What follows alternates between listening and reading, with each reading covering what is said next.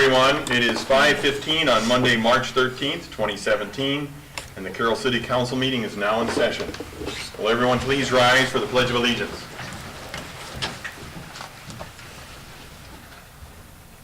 I pledge allegiance to the flag of the United States of America and to the republic for which it stands, one nation, under God, indivisible, with liberty and justice for all.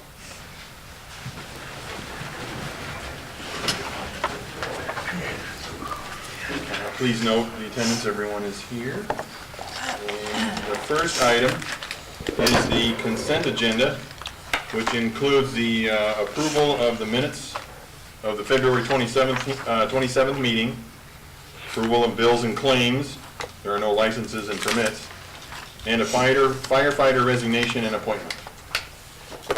Mr. Mayor, were we going to do the introduction? Oh, did you guys add that in? I didn't see that one. Introduction of the new employee. Jack, sorry? Thank you, Mayor. Do our introduction first. I introduced to you Sarah Johnson. She started last Monday as our fitness and aquatic specialist position. It was the one that we talked about, and we reclassified that position that Kelly Glass when she was there. A lot of the same things that she was doing, but we're glad to have Sarah. She's, like I said, started Monday, and pretty excited to have her here. So I just wanted to introduce her so everyone knew a face, and they go down there, they can see Sarah. So. Thank you. All right, now let's get to the consent agenda. With that is approval of the minutes of the February 27th meeting, bills and claims, and the firefighter resignation and appointment. Motion to approve the consent agenda. Second. There is a motion and a second. Dirks? Yes. Fleshner? Yes. Haley? Yes. Seaman? Yes. Base? Yes. Cox? Yes. Motion is approved. Thank you. Are there any oral requests and communications from the audience for items that are not on the agenda this evening? Seeing none, we will move to the first ordinance, which is the water rates. And Randy. This is the night for continuation of the readings of the water rate ordinance increase. No additional information. The ordinance is as it was read last meeting, first reading. So we'd recommend you continue readings, proceeding to adoption.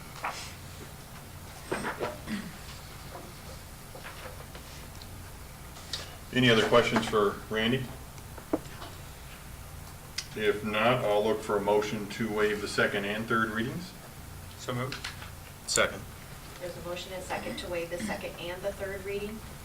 Cox? Yes. Fleshner? Yes. Seaman? Yes. Dirks? Yes. Haley? Yes. Base? Yes. Motion is approved. Motion to adopt. Yes, sir. Second. There's a motion and a second to adopt. Haley? Yes.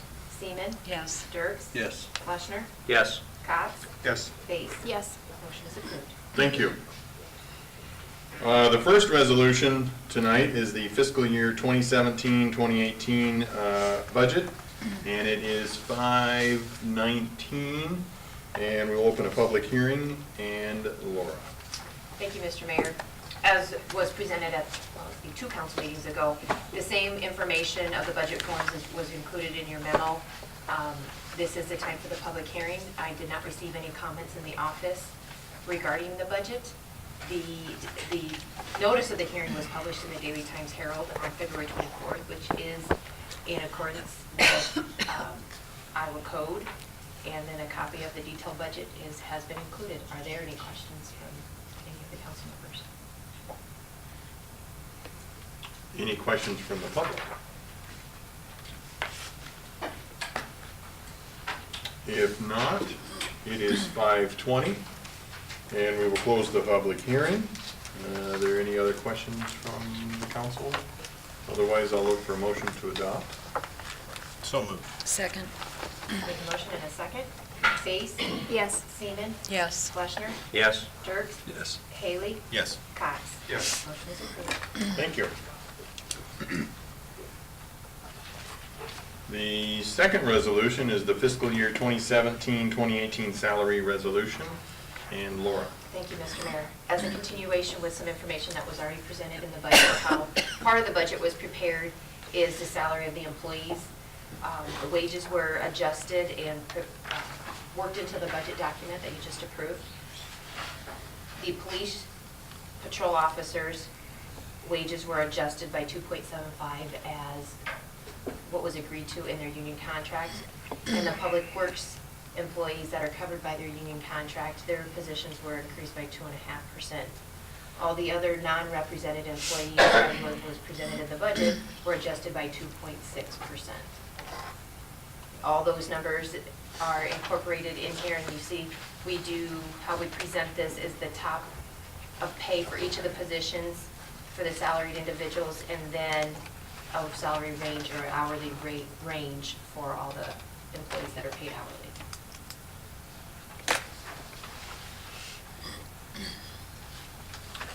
Are there any questions for Laura? These would go into effect as of July 1st. First, Yes. right. That should be 2017. Right, Oh, 2016. on the memo. Yep. Thank you. If there are no other questions for Laura, I'll look for a motion to approve the resolution, setting the top of ranges for employees beginning July 1st, 2017. So moved. Second? There is a motion and a second. Base? Yes. Fleshner? Yes. Haley? Yes. Seaman? Yes. Cots? Yes. Dirks? Yes. Motion is approved. Thank you.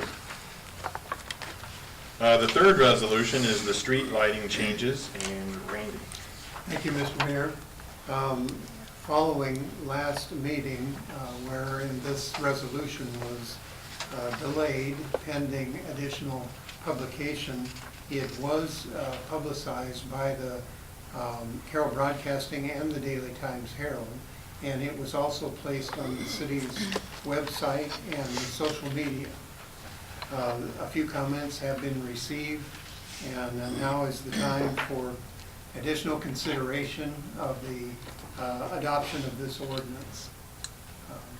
And that's the recommendation, your further consideration.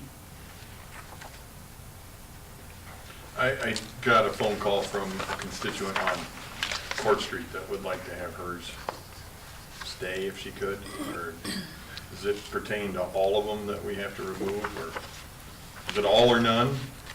Oh, no, not necessarily. The listing in the resolution is based on the policy. And whether you remove them or not is entirely up to you.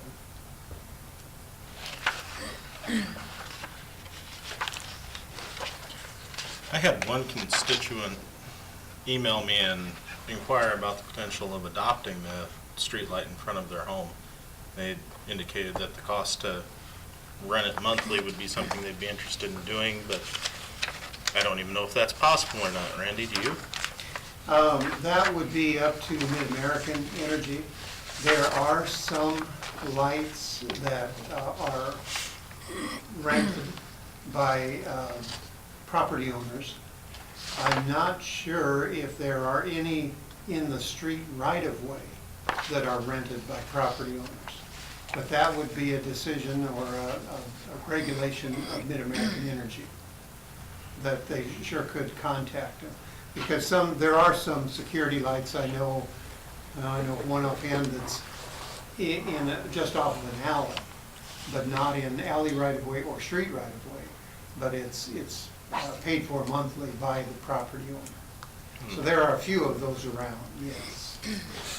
My business pays for 3 of them that are in the right-of-way and pointed towards our display yard, so Okay. Mhm. that, I do have that experience, but I still don't know what all the particulars would be. Sure. It was just an idea that was brought forth that seemed to have some merit to it. Mhm.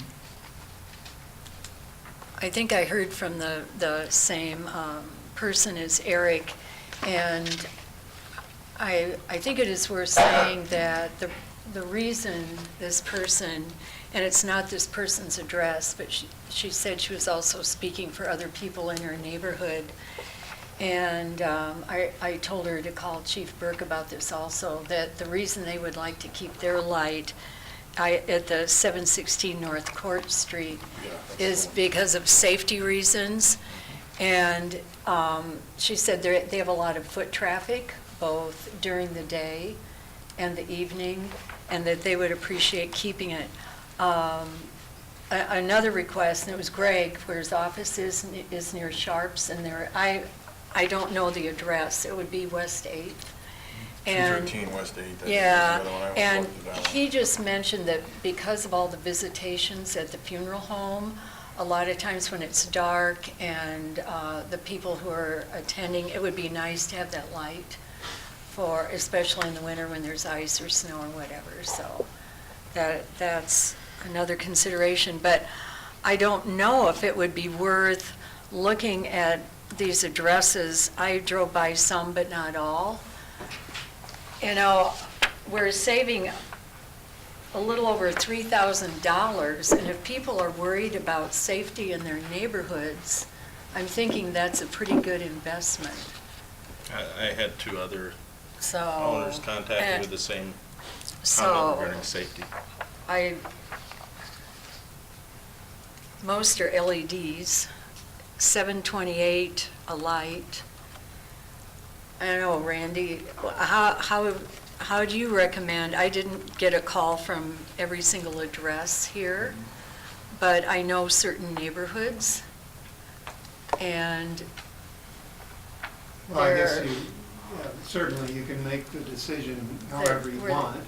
The policy of the city is to remove those at mid-block. So basically, the policymakers were saying that streetlights at 400-foot intervals, plus or minus, would be acceptable to the city.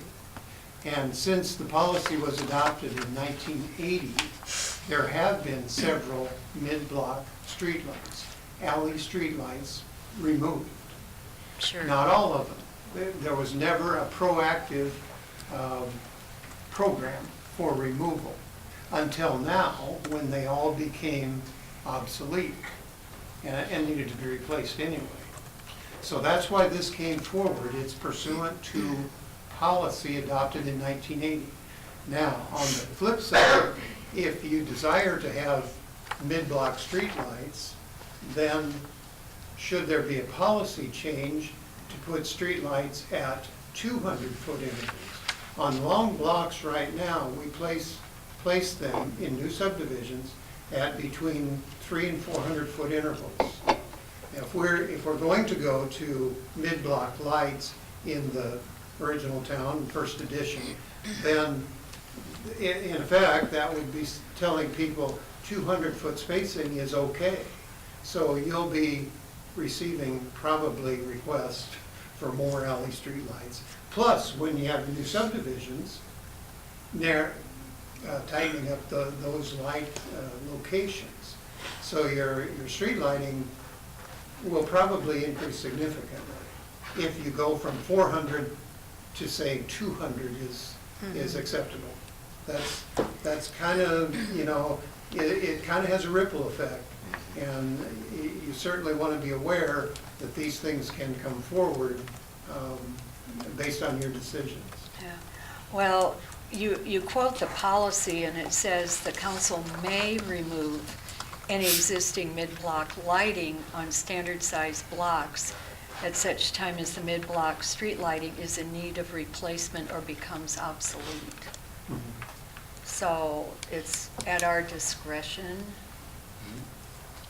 Sure. And the council's removed some in the past. Yes. It hasn't happened when I've been here, so. No, I don't recall Call any. anything, okay.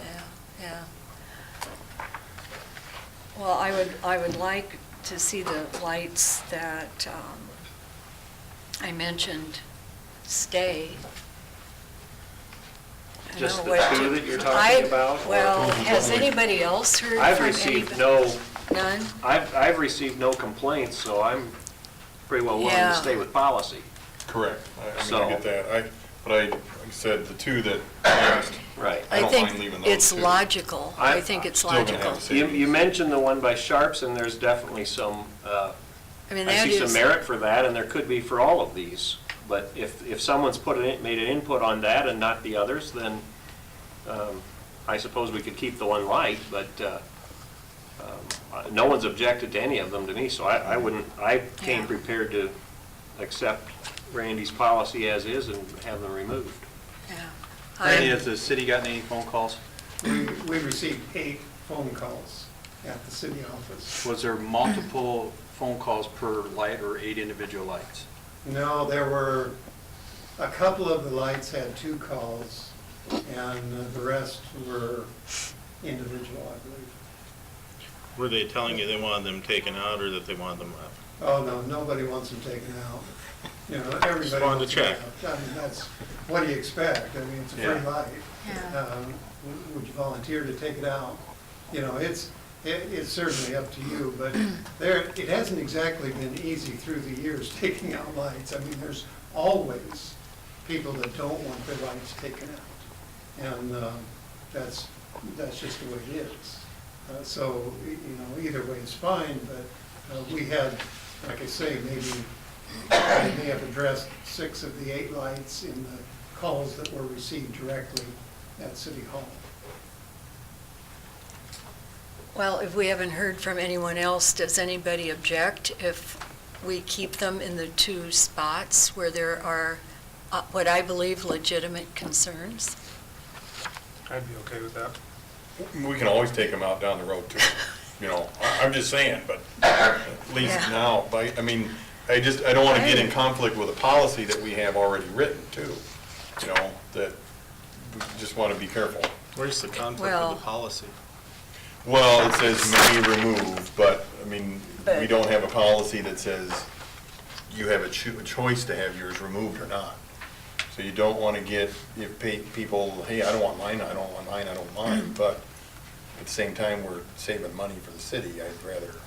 So your point would be Well- to remove all or?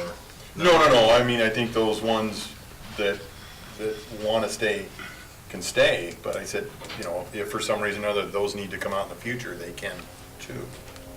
The 2 that we put, if there were 2 that we were to leave, Randy, last time we those 2 could did come out this, in were the there future this many? if something else came I up. mean, why are there so many all of a sudden that are coming up as now it's time to replace, take them out? Well, Is it based on a time frame? No, they had become obsolete. Just, See, as the policy indicates, you may remove them at a time when they're obsolete or in need of repair. And that's kind of the way we've addressed it through the years. Now, these came up because a switch over to LED makes all of the mid-block street, it makes all lights, but it makes all mid-block streetlights obsolete. So something had to be done with the lights, whether it's leave them or take them out. so do all these lights, do they have LED or they were going to get LED? They were all going to get LED, and a Okay. lot of them are already switched to LED by Mid-American. And we already paid for that? We don't have. We don't We pay don't pay for for the that? switch. Okay. We do pay the monthly tariff. So that's why, you know, it was an opportune time to say, okay, here's a bunch of mid-block streetlights that can be removed. Are you saying they're obsolete because other lights are now more powerful and covering that area? Is that what you mean by obsolete, or obsolete because of the pole? When you said obsolete, I almost took it to mean that they're obsolete because they weren't necessary anymore. No, they're obsolete in this respect, that they have to be replaced. The former high-pressure sodium have to be replaced to LED. So whether they're burning or not burning in high-pressure sodium, they're required to be replaced. Now, obviously, several have been replaced,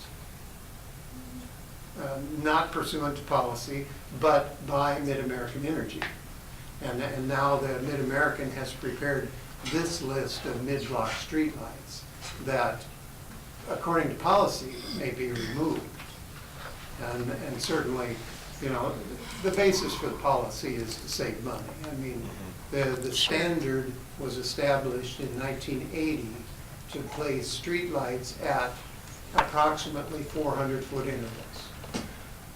There were a lot of lights that were closer in spacing than that. Some have been removed, This is some, and I'm sure there are others will show up down the road. So this will come up again probably Um, too, as Mid-America goes through the process and they identify the lights. This should identify almost all of them in the process. Mid-American had gone through their street lighting information and had come up with these as being, practically all of them. Was there one or two missed? Well, maybe. But this is practically all of the mid-block lights.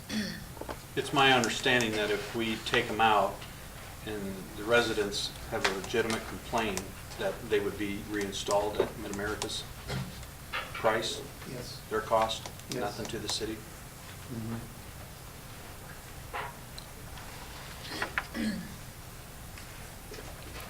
At least that's the verbal indication I received.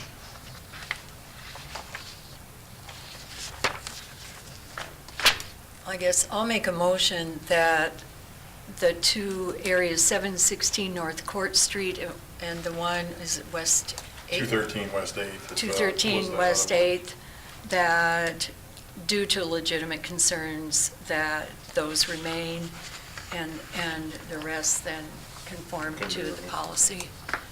Second that. Yep, that sounds right, thank you.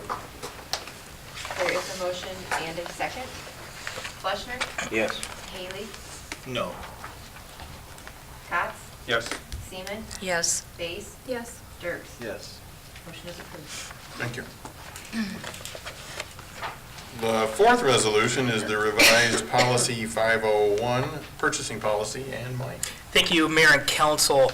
As part of the discussion on January 23rd during the competitive bidding law workshop, staff indicated we were working on revising the city's purchasing policy, and that's laid before you this evening for consideration. This policy was last updated in 1990, and a few of the changes we're making as part of the complete rewrite of this is first, increasing the dollar amount when council action is needed for purchases from $5,000 to $25,000 for items for $25,000 or less for items that are not budgeted,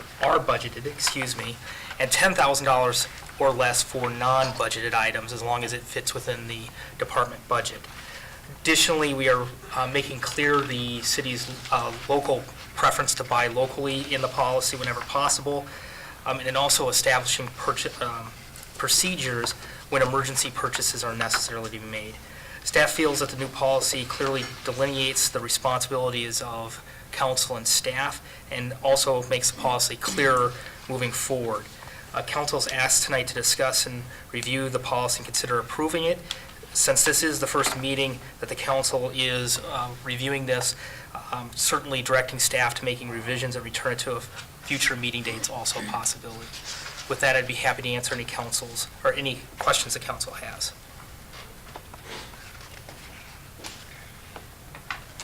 Yeah, I've been thinking about this, Mike, after talking about the one concern I had of the one going up to 25,000, and I'm still personally a little uneasy with that. My big thing is, I think as council people, we're responsible to the citizens and whatnot, and I would hate to see, a new pickup, a new lawnmower, something like that on the grass, somebody come up and ask us, well, when was that bought? I don't have a clue. I like having that process where we can look and review the bids and ask questions and comment on it, so I would be more comfortable in the range of around 10,000. How long has it been 5,000, do we? Since 1990, when the policy was adopted. When we discussed this at the January council meeting, we went, the 5,000, we talked about doubling to go to 10,000. Where did the 25,000 come in? I don't remember hearing anything about that. It was a little bit just through discussions with staff, a little bit with the mayor. When we went through and kind of looked at different purchases that have been done, one of the goals was to try to get the council to focus on kind of policy setting, policy direction, and let some of these items that are kind of run-of-the-mill, again, all the up to the 25,000 would be items that have been part of the capital improvement plan. So it's not, it's items that council has previously seen as part of the budget process. So it's not that council wouldn't have seen those or understood that those purchases were happening.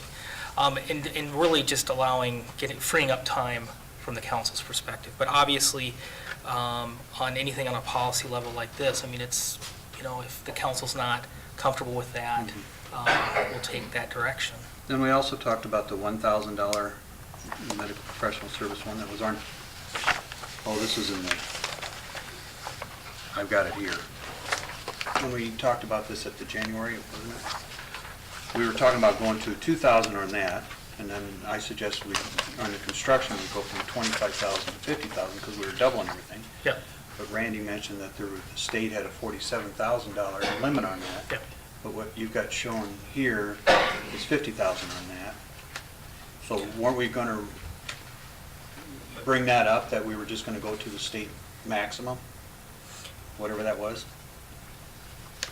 Well, we also have language in here that, I think what you're talking about is there's a $25,000 limit for staff approval today on contracts. Mm-hmm. We're basically trying to standardize everything and make it clear across the board. And so our proposal would bring all the limits to be the same, so don't have any variation between any purchasing or different types of items. Again, it's a goal to make stuff more clear, instead of having different policies for different items. I was a little bit surprised we went from 5,000 to 25,000. Okay. When we discussed it the last time, it was 10,000. But I understand where you're talking from, but I'm just, wasn't ready for that $25,000 jump. Do you have another number in mind? Well, I was going to leave it at 10, doubling it, Oh. like we talked about the last time. Okay.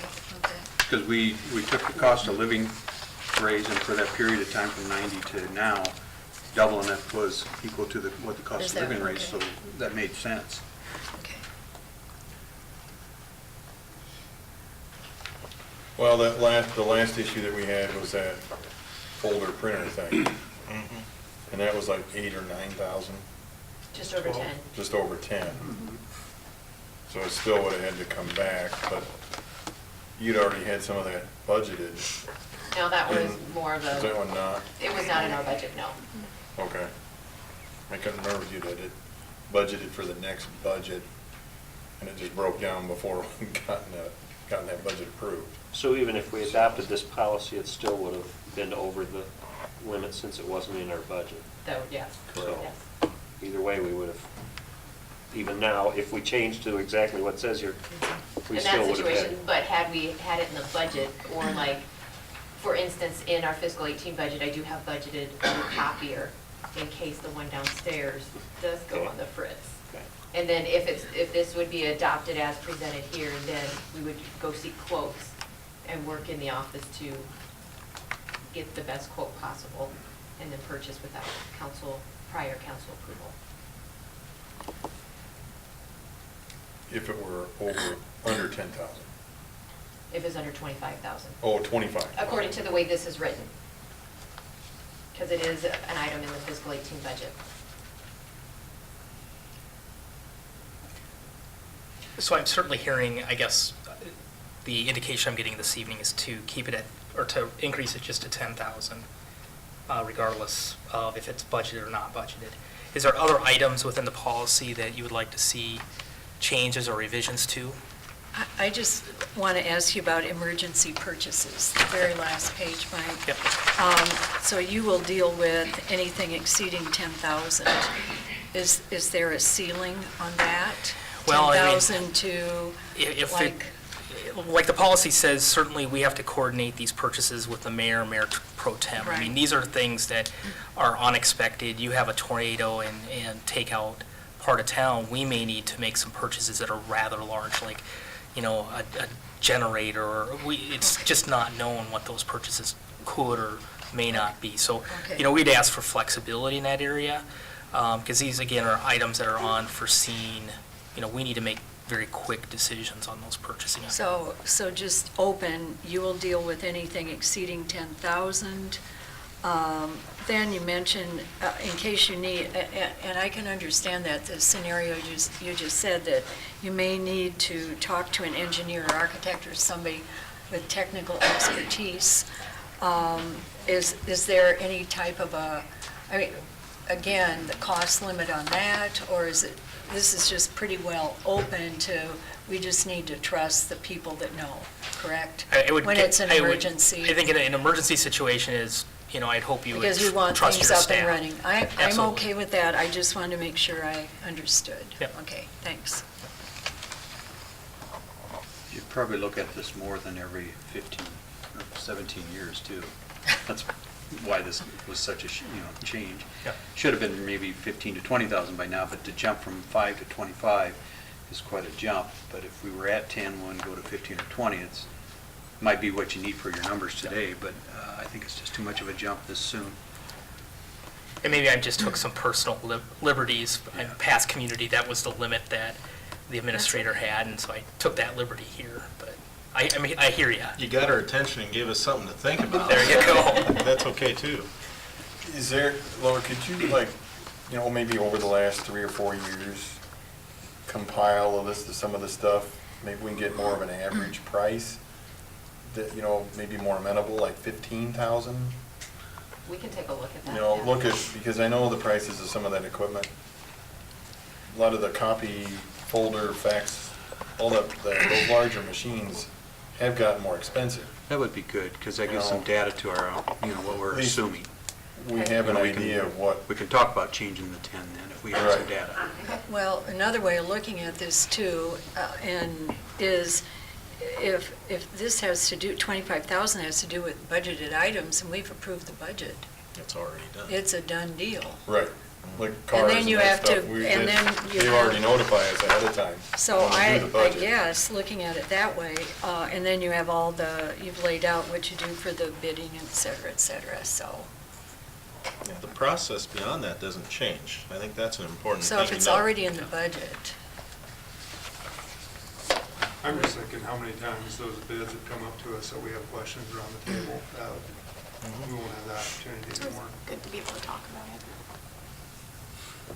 I like talking about them too. I keep telling Jack that I'm gonna get him to find a zero-turn mower one of these years. The other point of contention with that is that we are, I won't even say we, as a policymaker, I am stepping on staff's toes. We have hired and trusted to do this job to say, hey, I don't think you should have this. And I do like having the ability for the council to interject, but I know in the spirit of things, we're probably not supposed to. We would change policy.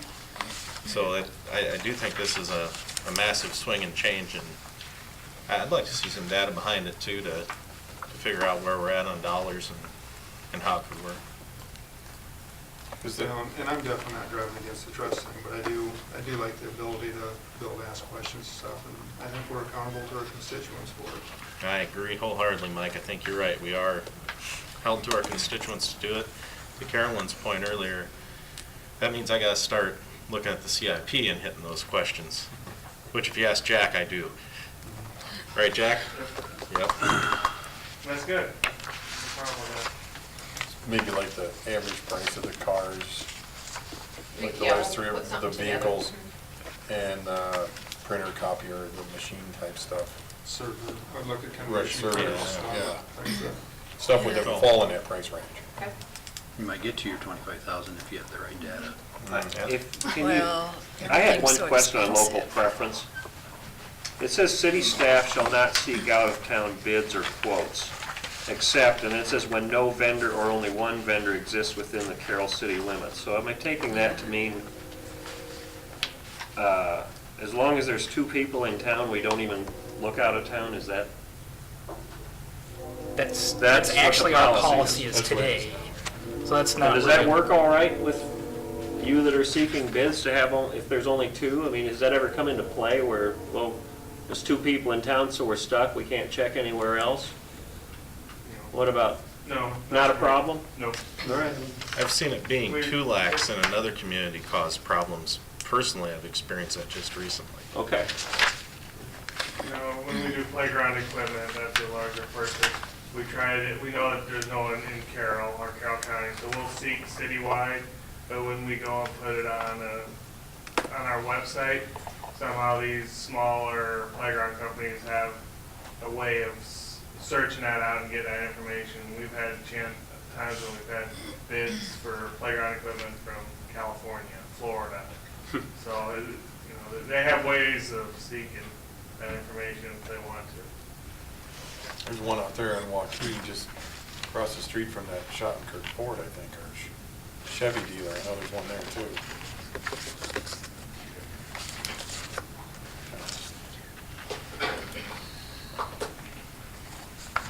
So we'll probably bring this back April 10th, if that's okay.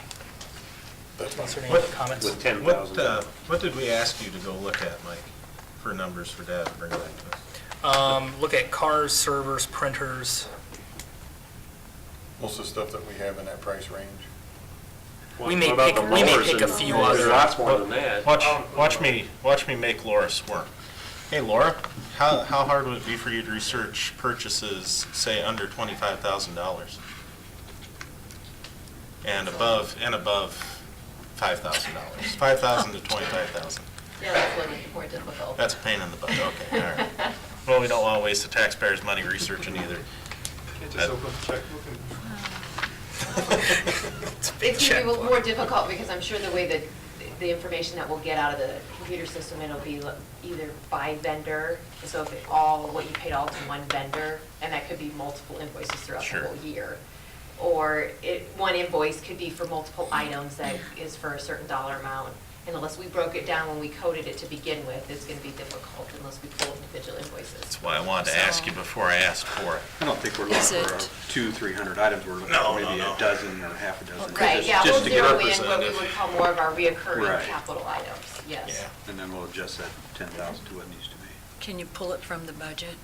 I mean, everything is from the individual budgets. You know, that's another good. Because this Yes, is what's in yes. dispute is budgeted items, so pull whatever's in the, what do we typically see in budget items in this? Sure. That's your range? capitalized items, right? Yeah, we'll look at those, because we've got those pretty much in just Yeah, a that would be select easy. few accounts, and so that can be done fairly easily. Okay, I like the way you thanks. think, Carolyn. That's good. That's dangerous to agree. It's all right. Do you need a motion to do anything with this? Okay. All right. Any other questions with regards to the policy 501? If not, we'll move to the fifth resolution, which is the revised policy 312, credit cards, and Mike. Thank you, Mayor and Council. Staff has reviewed and updated the city's credit card policy and presents that for you this evening. It's really a minor revision to the current city credit card policy. The intent is kind of three items. First, to, instead of not listing anyone who's authorized, actually listing positions that are authorized to have a credit card. Also lists the maximum purchasing limit up to $5,000 per card. It should be noted that not every card would have that limit. Today, practice has been $2,500. We've had one issue with one department and their card, so we would probably raise that one, but other cards we'd keep at the current $2,500 limit. Additionally, to just clarify current practice, the current policy states that the credit cards will be held by the finance director. Our current practice is that the employee who's named on the card actually holds that and is responsible for its security. Staff is recommending the council review this and consider approving the revised policy 312 credit cards this evening. With that, I'd be happy to answer any questions the council has. Hey, Mike, use an example of the 10,000 for the emergency. Is there ever a time where you need to use credit card to purchase that emergency type stuff? Or You know, there could be hypothetically, but I would guess a lot of, I mean, for example, lumber, generators, I mean, those are going to be the type of things that usually you can get on credit, you know, through vendor credit and make the purchase. But, you know, in emergency, we're going to figure out how to, we'll work with our vendor if we had to. But, I don't think this is, backing up for a second, credit card's not really the method we want to make everyday purchases anyhow. You know, they need to be more probably the exception than the norm. Now, obviously, there are purchases like, if we can't buy something local, the rec center needs a piece of equipment, they may buy it online. for travel, for meetings, staff uses them. But I mean, it's really the exception, not the norm. We don't want to do everyday purchases through credit card, because the other thing is it deprives the council's ability to review those as part of the accounts payable that you get as part of your council packets. When you reviewed this policy, did you check into the cards themselves that we have on what their maximum limits are? Today they're $2,500. There's a combined limit of $1,750 or $17,500.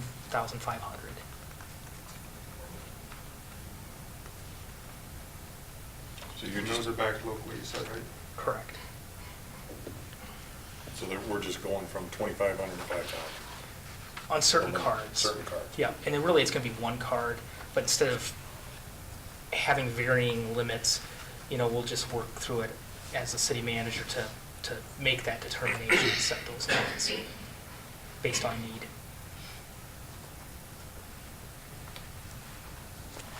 What type of liabilities does this change cause for us, Mike, in your opinion? Well, I don't think it changes the liability at all. I mean, obviously, having a higher limit carries some risk. If you would have an employee that would inappropriately use a card, that could cause some liability from that perspective. But any of your liability limitations you have on your normal credit card would carry over on this. So if the number was hacked or stolen, you'd go through the same dispute process you would your personal card. So there are protections still for our city account. Yep. And what is our process for auditing those credit card statements? I'd probably let Laura explain that a little bit better. I know vaguely, but Well, every month, if there's been purchases, actually, I think if there's no purchases, you still get a statement that shows a zero balance. Each person who has a card in their name and the city's name, it's mailed to them. They need to have a receipt for every purchase, and if there's no receipt, then they need to hunt it down or pay for it them personally. Because that has happened a couple times, and, then we really scrutinize why, where's the receipt, what was this for, type of thing. But most generally, everybody is very good. They have their folders, and yes, you have to have a receipt for everything. And then Deb enters it, so she's looking at it, making sure that we have receipts for all the transactions that were charged to the card. I review that as well, and then the check will get cut after that. So there's two of you that are putting eyes on it, that are going through it. At minimum 2, and then if you count the department head, because it's their credit card, making sure that they have all the receipts for it, there's at least 3. Very good. and I should add, the statements come to the city, not to the employee's home. They come to the city's Correct, business yeah. address. Even though they're in the employees' names? Yes. It's Okay. in both names. It's in both? Yes, Okay. yes. Okay, thank you. I can vouch for that, because I had to sign something. From Gerald, in the transition period. So they're all laid out. I didn't have any.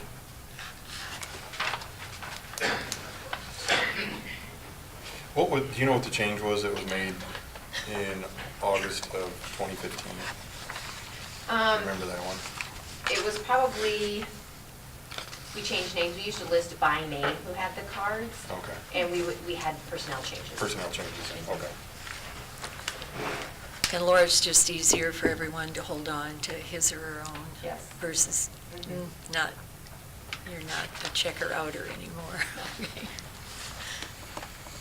I can't see any issue with that. No.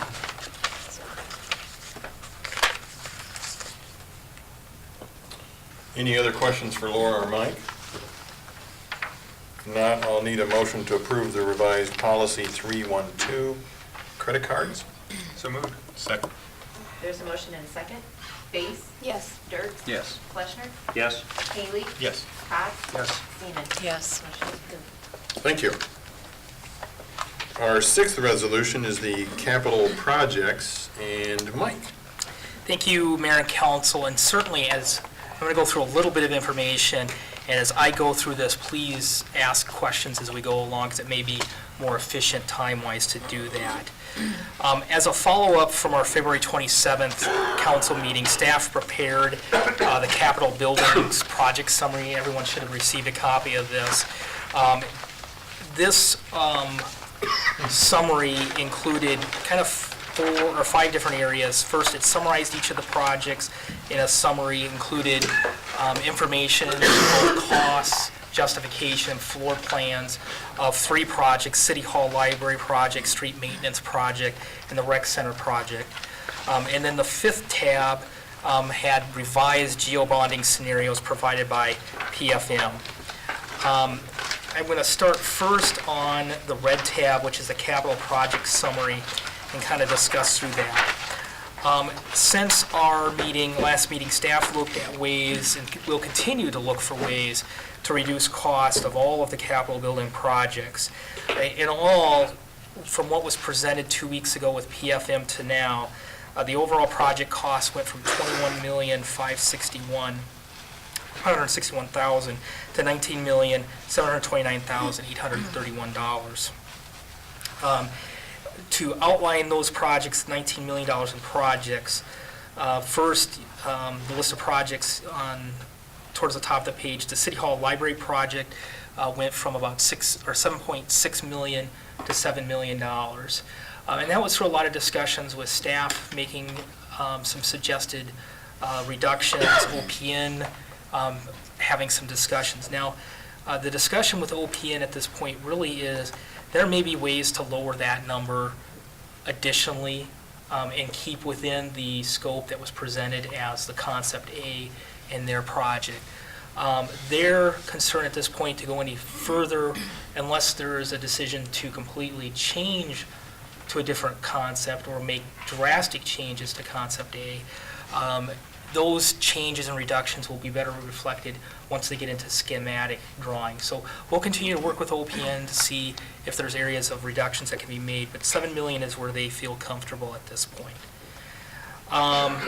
The Recreation Center indoor pool remodel, that originally was listed at $6.3 million. That's now through discussions with FEH at $5.5 million. The East Side gym addition, that originally was $1.8 million. That's now listed at $1.9. There was some additions or cost additions that they felt we needed to make.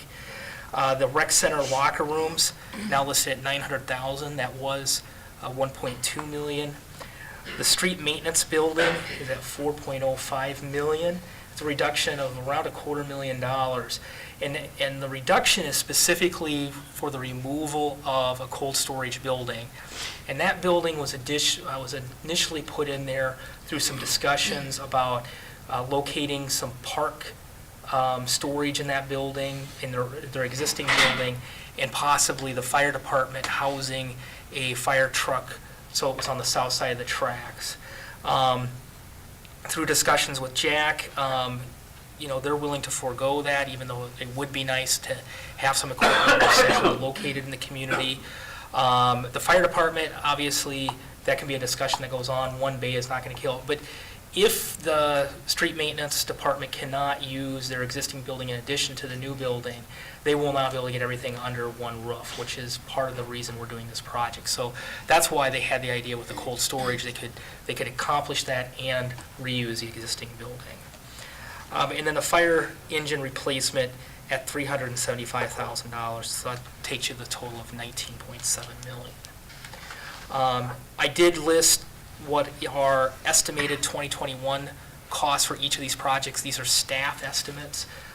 In some cases, we didn't work with the architect per se, but they should give you a good range. And then we list what are the various years in the CIP each of these projects are funded for, or listed for. Funding for all these projects, and if you look at scenario 1 on this first page towards the bottom, we have a total of $5,352,500 that's expected to come from various sources, including the Library Foundation, the use of local option sales tax, and general fund dollars. In order to complete all these projects, then a total of $14.3 million wouldn't be needed in the near term if you completed all these projects in the near term. That's down from $17.2 million that was laid out in the PFM work from February 27th. If you look at page 2, we laid out a scenario, and certainly This is an area that council needs to weigh in on if we would phase the projects over near term and 2021. We simply picked up projects that we felt were logical and kind of broke up the dollars evenly between both near-term bonding and long-term bonding. But we have listed the City Hall Library project, the East Side Gym addition, the locker rooms, and the street maintenance as near-term projects, and then the indoor pool remodel and fire engine as 2021 projects. Now, they're obviously inflated over what would be able to build those in the near term. So this would require $8.5 million in the near term and $7.6 million in 2021 in bonding dollars.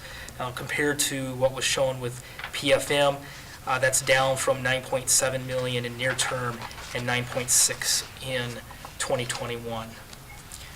Now, I'm not going to go through each of these project tabs, but I did provide that information in this book so that everyone could keep it together. But if you now jump to the PFM, the yellow tab, and I'm going to focus on page 2 that provides the revised summary of bonding options that look at these projects and what the different bonding scenarios provide.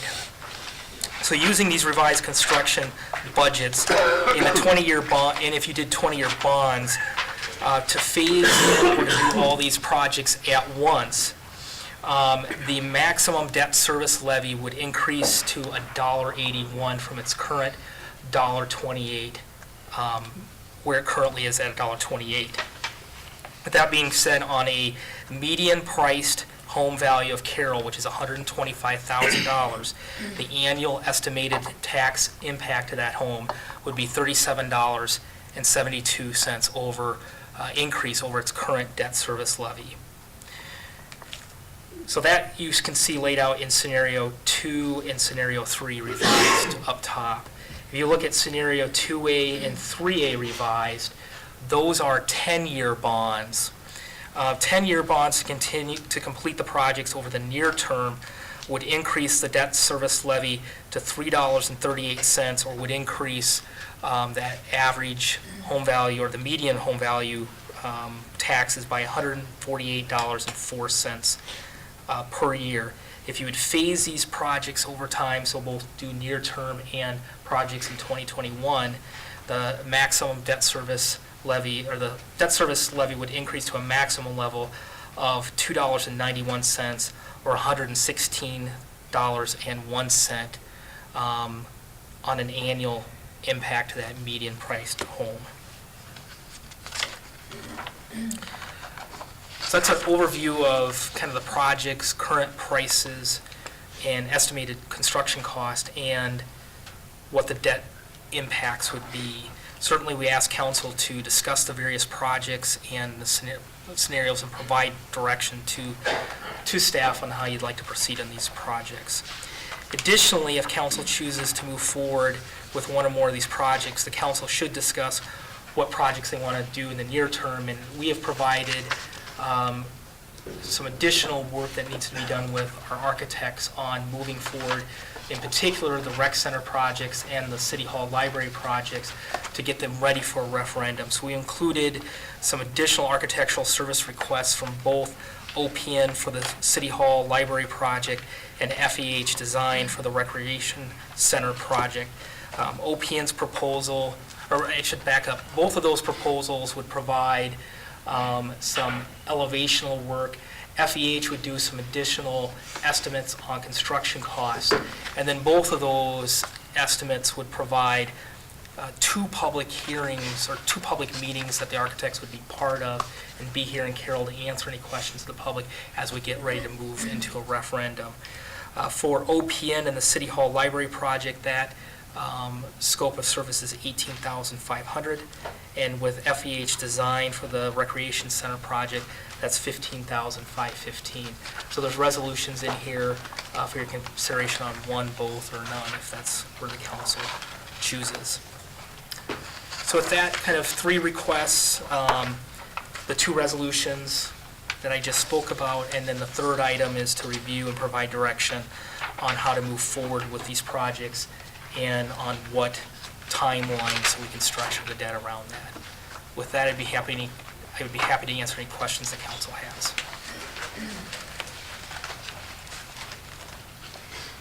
So the FEH one is that the east side addition and the locker rooms, is that what it was?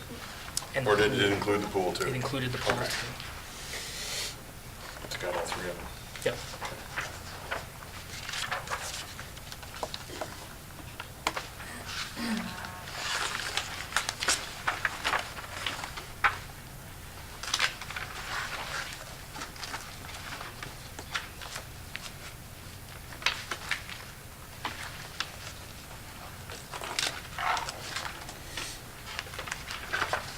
Give me the quick, what has changed from 7.5 down to 7 million so far on the library?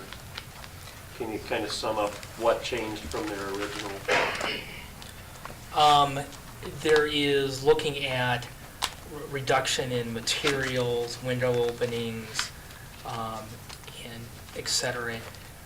Doing some reductions at the city hall. We're looking at eliminating an elevator, which is about $150,000 in itself.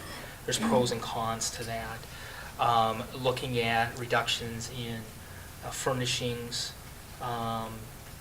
So obviously, the proposal that OPN said we're going to refurnish everything. So we've said, no, we're going to, where possible, reuse what we have. So the reductions were brought more or less by you, not them, right? They never came up with any specific decreases. Oh, or there ideas. was no, I have a list of items that they presented. Okay. There was, and certainly, at the end of the day, through discussions with OPN, I mean, they said they felt this project could go forward at a $7 million budget. So I wouldn't present something that would go counter to what the architects said they could do. The square footage stays the same. Correct. There's no changes to the square footage. You know, the original concept A that was presented by OPN had a front addition, had stairs coming upstairs, an opening to make this usable space. That's in there. So there's none of those type of reductions at this point. We could probably get those when they start doing some different renderings. Well, Yeah. I think it would be good to refresh all our memories that option A, given various scenarios for furnishings, et cetera, option A spanned from 7.1 million to 7.6. And that included with the lower number, 7.1, 617,000 total in furnishings for the library and then at the city hall. If you look at the 7.6, it gets up to 755,000. So getting it down to 7 million from I'm working from 7.1. To me, I think we can do better. And I don't know, Mike, I don't want to interrupt your presentation. And I know I voiced this to Mike. On December 22nd, OPN sent a letter for additional services, but within the scope of phase 1 of the feasibility study, and asked and said that they would attend and asked if we would go along with 2 more meetings. And we passed a resolution on December 27th that we would indeed honor that letter. And in Mike's February 9th memo explaining the 2 workshops, we had one workshop on February 13th that was supposed to be earlier, but there was ice. And we were supposed to have another follow-up workshop, which we have paid for.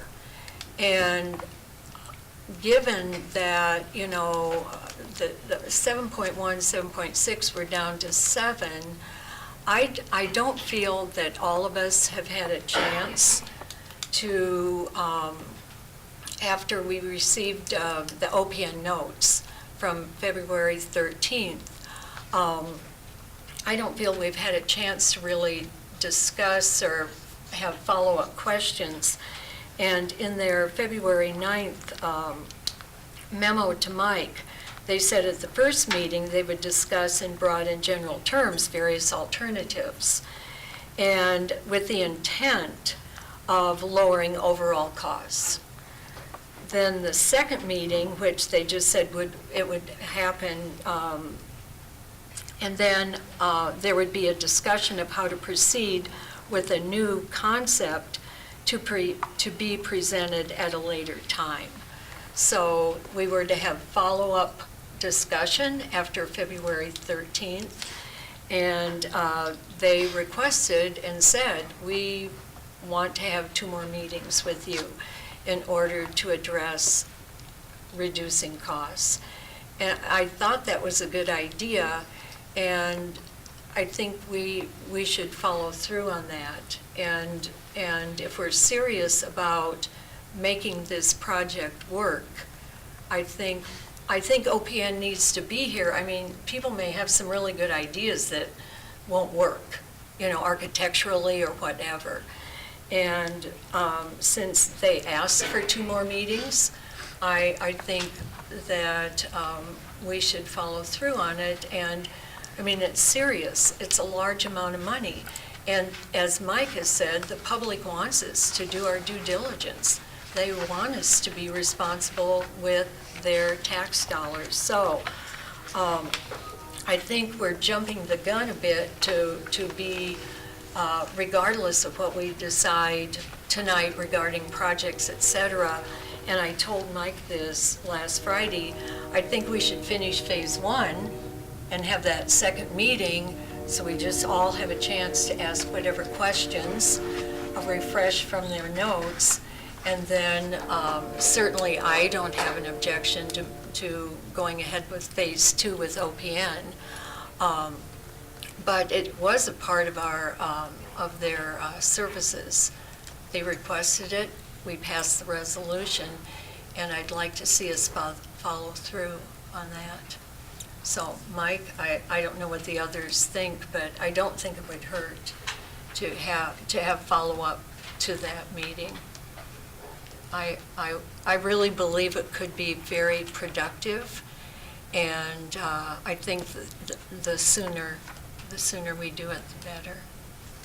Are you thinking this is just an open to the city meeting again, or just the city No, council at a city meeting? council meeting, we passed a resolution that they would come, and they suggested the 2 meetings, and we passed a resolution. It was unanimous. Brandon was off, that yes, we would follow the letter that they sent, and we would have 2 more meetings to talk about option A and looking at what we can do to reduce costs but still have a very, very nice project. So.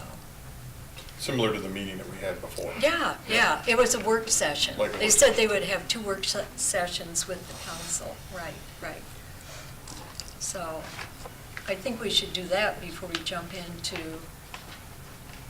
the second part of the RFQ.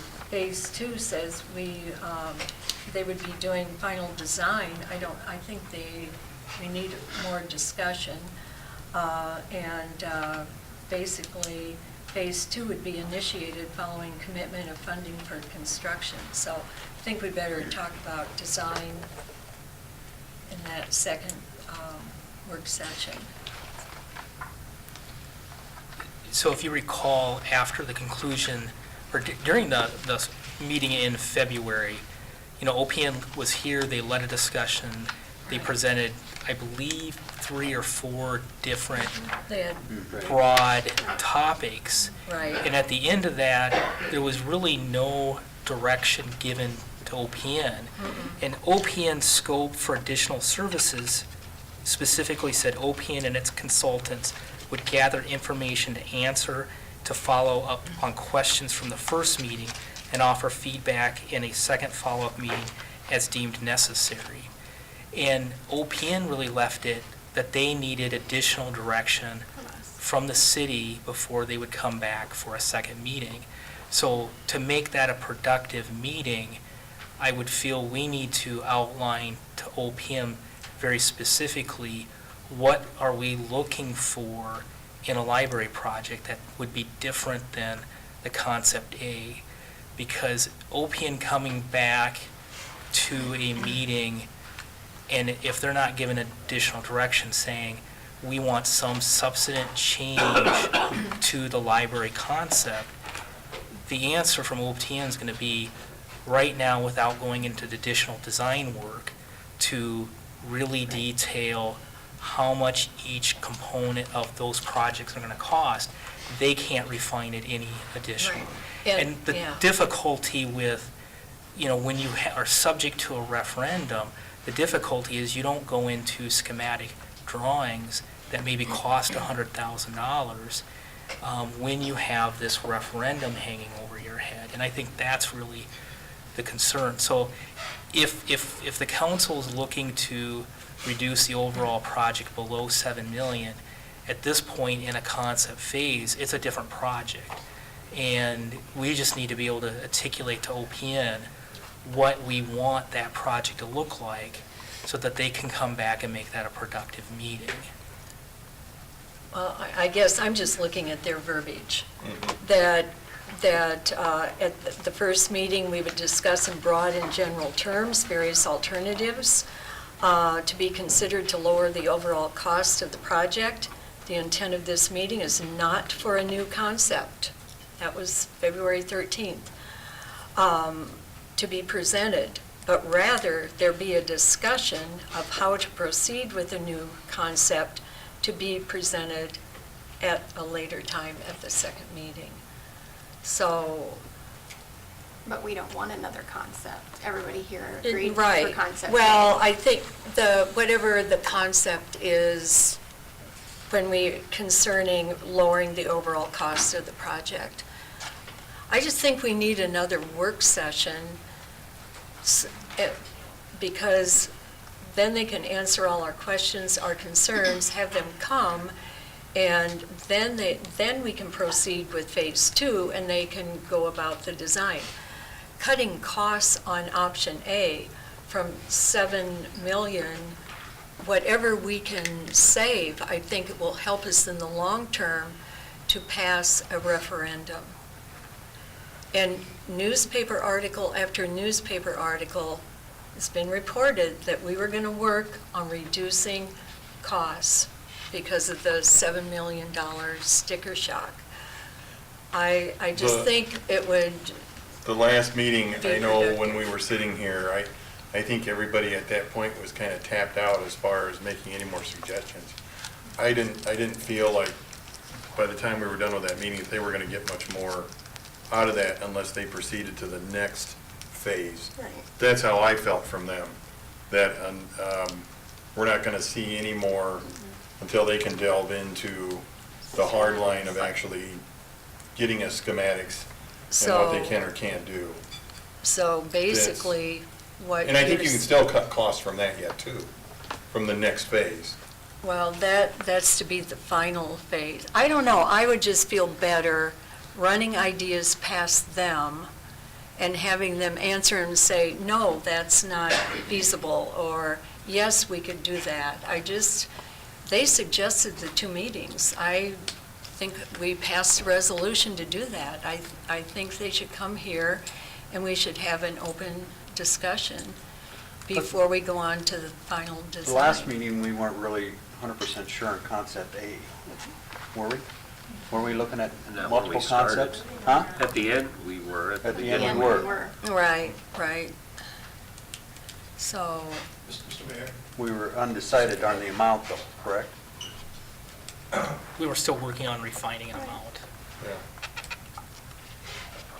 I think you just continue to refine it as the process continues to happen. And they'll hopefully they will find savings as they work through drawings and schematics. We'll continue to ask questions. They'll probably continue to do drawings. As they build, hopefully they'll find savings. They know we don't want this to cost $7 million. well, The then should citizens we, know we're doing our best. then should we give them a budget? and say, what can you do with option A that will give us some relief from that 7 million? Your question for us tonight is to decide if we want to do option A, concept A, and give you a timeline. Is that what you're after? And once we decide this timeline, and we go with option A on this, then we can have them come in. And certainly, even as they move to the next phase, I mean, so what is in your packet for tonight's consideration is really to do some artist renderings of the layout in concept A, which has really never been done. All we've looked at is really a box map. When you move into schematic design, which would be post-referendum generally, you could do it pre-referendum, but you have that risk of a project not moving forward, and it's going to be a $100,000 project at least. The risk is, I mean, the benefit is, that's when you can really start defining more definitive of what materials, what openings, what style, what finishings, and those are the items that really start making an impact. But then there is items in the budget that simply are what they are. I mean, as we have to do mechanical, electrical, plumbing, I mean, those are going to be driven by what they Those are going to be hard find. fixed costs. Yep. Those are going to be really hard to change. Yeah, You know, But we just got to Well- give him some direction tonight. right, And once we get that direction, then we can do what Carol was saying. correct. So I guess, is everybody happy with the $7 million budget? No, nobody's happy with I'm not sure if that's the Well, question right now, Carolyn. I guess, okay, I will just say this. I don't know, I've had lots of conversations, people here and there, and that people are asking me about our conundrum with the projects and taxes and so on, and just different people, different places, and how are you getting the price down on that $7 million library? I said, it's hard. But I think we need to do. I think we have to remember, yeah. though, that the library have committed 2.5, so now you're down 2.5 from 7.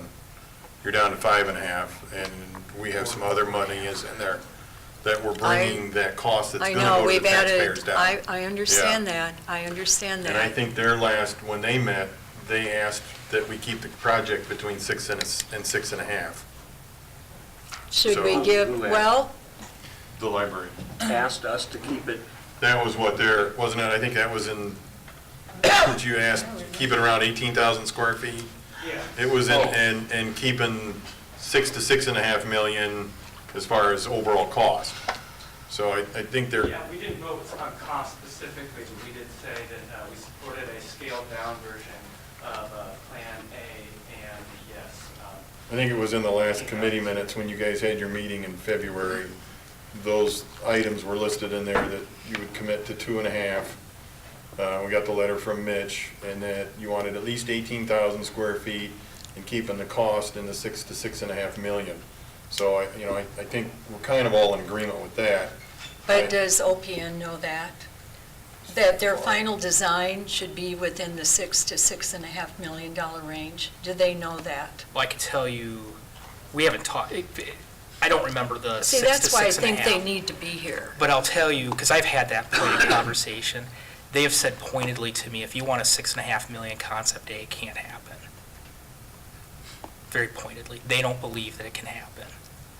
So then you have to So there's just, no way to build a $6.5 million library there's well- nothing, no way to Not build a as concept 6.5 A. million with concept library A. with city some hall. of the changes that we've talked, is a radical enough change that's no longer concept A, it may be A 1.2 So or then, something like that. but- so then we're at 7 million, is that right? Yeah. Doug. It's a city hall too. Yeah.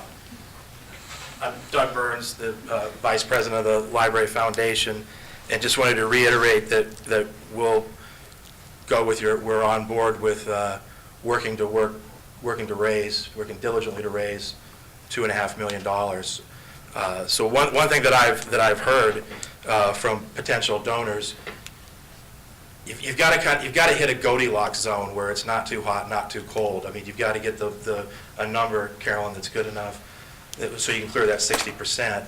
But if you cut too much, then we're going to lose donors.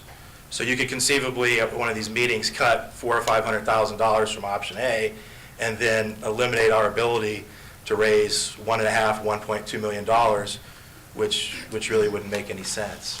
So it's a tough calculus, because we need a project that's inspiring enough to get donations, but that seems conservative-minded enough to clear 60%. So I don't know where that Goldilocks zone is, but just as you're working through the project, please remember that $2.5 million is a really big lift, and if there are not some inspiring elements to the project, if it's viewed as just a book depository or a World War II bomb shelter type of structure, we're not going to be able to go out and raise the money that we've committed to. So please keep that in mind as you're making the decision that there is a progressive element of the community that really wants to see a library project that sets us apart. And all you have to do is drive into the Des Moines suburbs and look at how Grimes is expanding. When I see that, I don't think growth for Iowa. I think loss for rural Iowa. We've got to do things. Younger people expect these services, and we have to start providing them, or we're going to start losing more people. So this library project is bigger than the library. It's about momentum for Carroll. We'll go out and raise at least $2.5 million if you give us a good project. The business support is there. People in the community understand that there are a lot of projects queued up behind this library, and they want that to break free and for us to have momentum again and that standing that we've enjoyed as being Western Iowa's leader. So please keep that in mind with the balancing of this in terms of reaching that 60% threshold, but still having enough lures out there to give me and Mitch and Gina Bating and all the other folks involved in fundraising a realistic shot at getting a number that you want. So, thanks. Doug, regarding fundraising, have you contacted a professional fundraising organization to assist you in this? If you're willing to talk about that, fine. If you're not, that's okay too. But is that something you've considered? There are companies that assist groups like yourself in maximizing how much they can raise. We used, in the last cycle for the Hyder project, we used an Omaha-based company. Okay. Kelly Fishbach and I were the only two people who voted against that Omaha company. It had support from the rest of the foundation.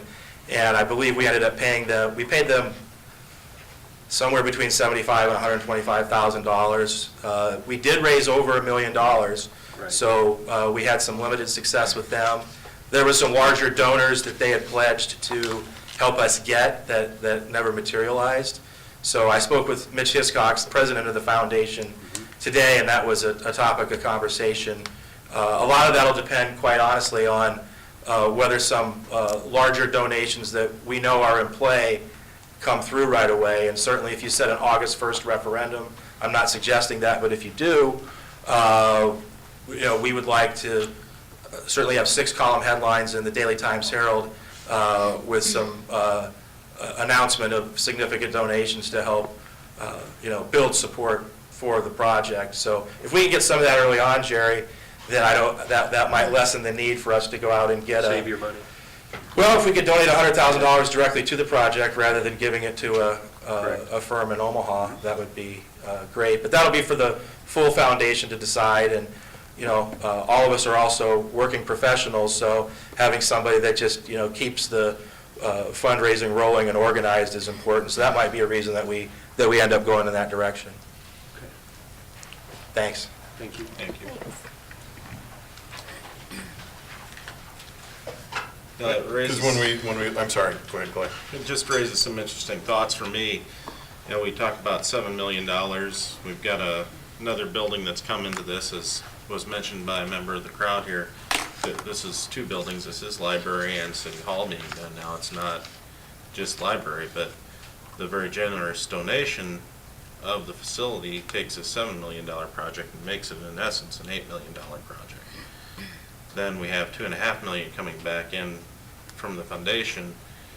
Now we're looking at going out and borrowing $4 million. Carolyn, you asked a question earlier, does anybody, do we support this? Do we want to spend $7 million? Is that what we want to budget? I just want to know. I mean, if OPN is saying that we can't do anything different to bring the costs down, I find that hard for me to accept. And the public needs to know that we have said over and over again, and Mike even said, I wish we could shave $1 million off. That's, and still have the razzle-dazzle that people want. But we do have to balance people who are making donations that want the razzle-dazzle against reaching that 60% threshold.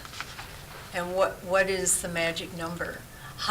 What's the public's perception going to be that, well, they just threw in the towel and $7 million, they didn't try very hard? I don't know. I think we can still work on OPN to get some of that down.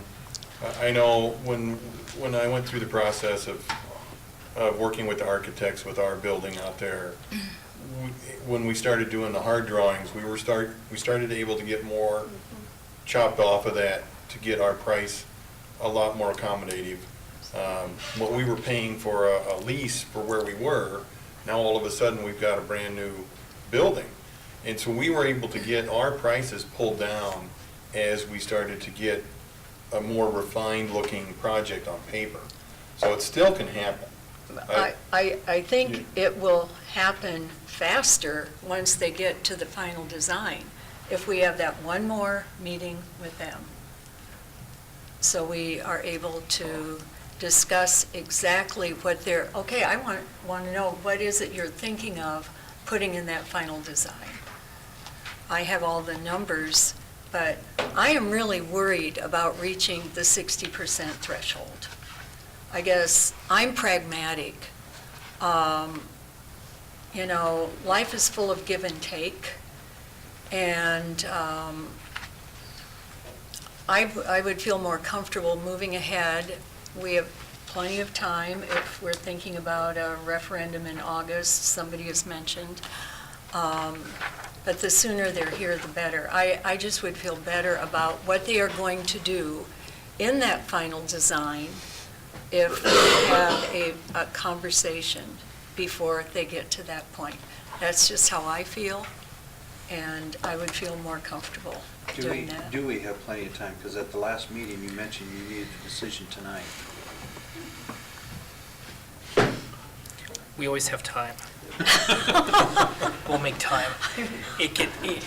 One of the dilemmas, I know that OPN has said from when we sign the resolution that's in the packet today, they need 6 to 8 weeks to finish that work.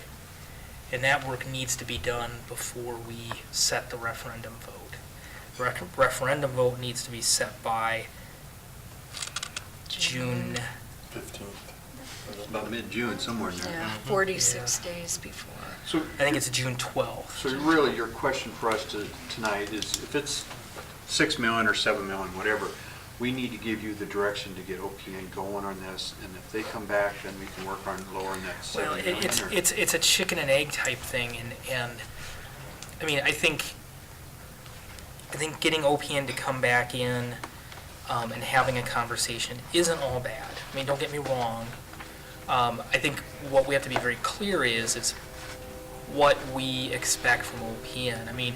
If it's simply come talk to us about why we can't get a $6 to $6.5 million library project, that's one conversation. If you want the conversation to be, well, let's figure out how we can lower the cost, then I think we have to be able to be prepared to talk about what are the elements you want to sacrifice out of the library project. But I don't want them to begin, I wouldn't want to send OPN on their way to start making some cuts out of the project. I don't want to see OPN start doing the elevational work, but yet we want to make major cuts, No. because it's this, we need to know what the project is going to be before we start them working on the next phase of the project. Well, I'm looking here at the letter from OPN to you, Mike, dated on December 22nd.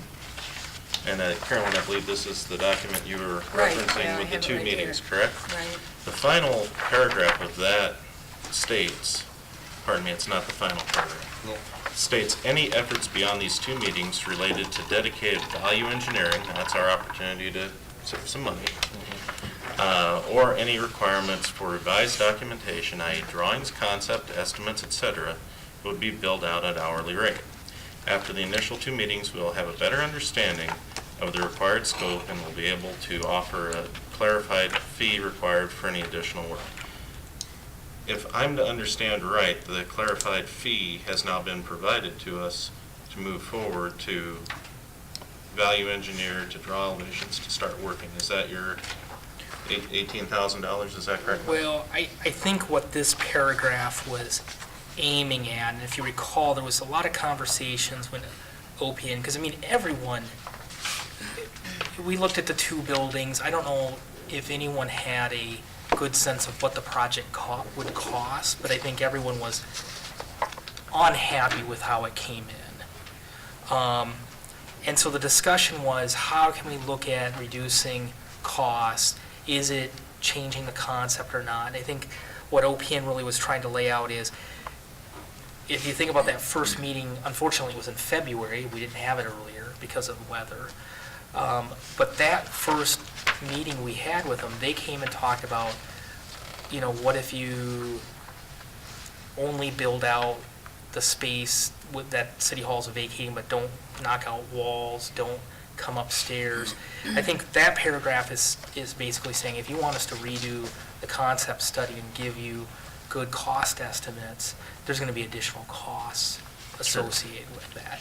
So this was really, if we need to redo the concept plan, what is that going to, you know, there's going to be fees associated with that. Yeah, it referred to any efforts beyond the two meetings in that last paragraph, so. I guess I feel, again, if we had that second meeting, which they recommended, the two meetings, we didn't force them into it. They recommended them as what was needed before they could go on to the next phase. I don't see how it can hurt.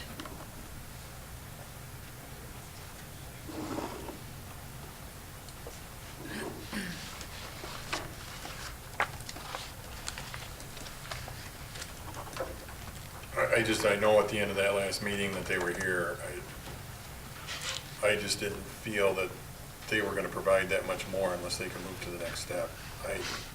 I didn't see where they were. I That guess I they're just not didn't- responsive to Yeah. us. Well, So what I if, don't what if know. we bring them in, Carolyn, and they can't get it below 7 million? So what do we do? I guess give them a chance. I can't speculate, that's what I'm saying. I would like to ask them some questions. I don't know if anybody else wants to. I mean, if the rest of you don't feel it's necessary, but I believe they had a reason for recommending these two meetings, that it was a part of the process that would work them toward phase two. I've said all I can say. Right. So Well, I felt that, I yeah. think that if we paid for another meeting, I Yeah. don't have a problem with asking them to come back. We didn't pay for it, Jerry? Well, we don't have to though, do we? No. No. So- Yeah, they are going to give us a We've paid refund. money We to already these paid people, them. we don't- So, I don't think so.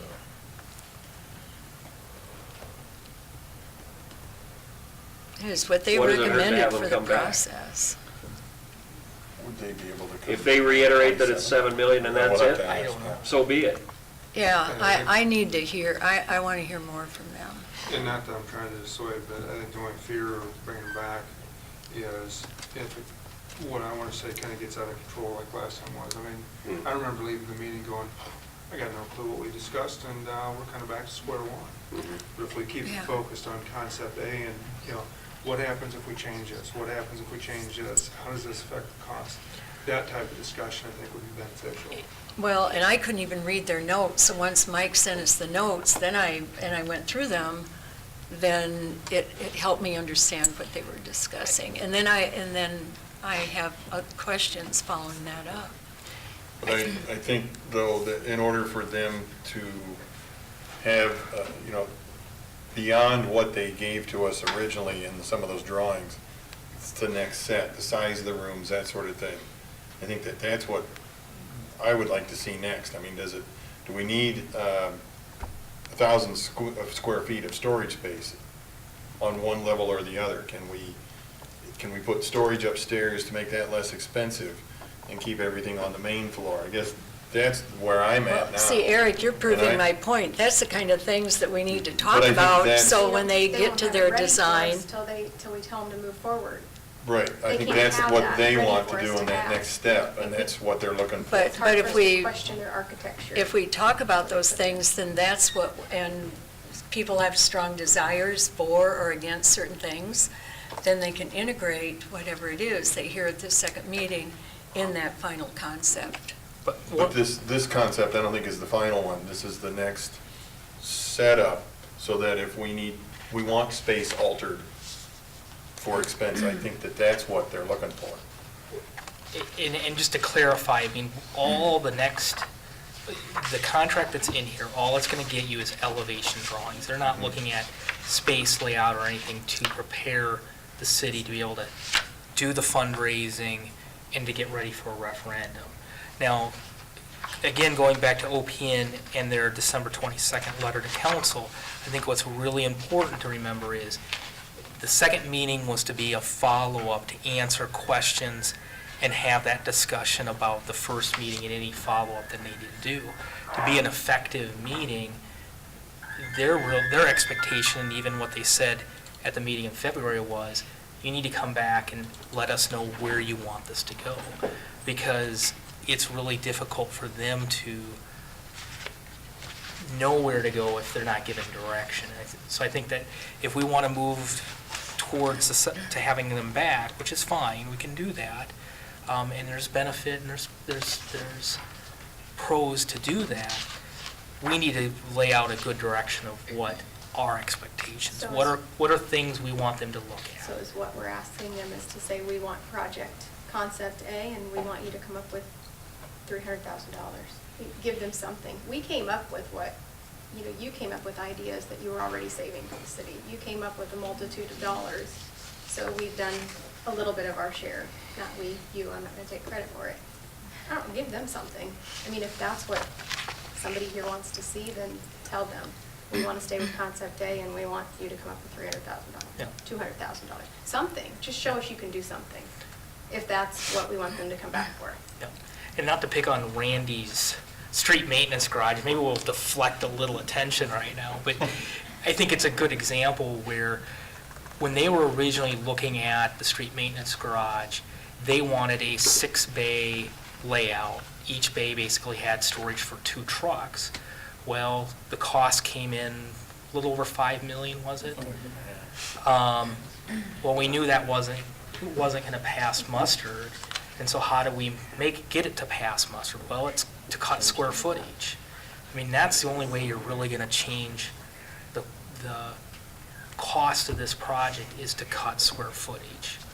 You're not going to get it anywhere else. It really is what it's going to take. So it's either cutting square footage, not finishing square footage, but to say we want 18,000 square foot, well, there's a cost to that.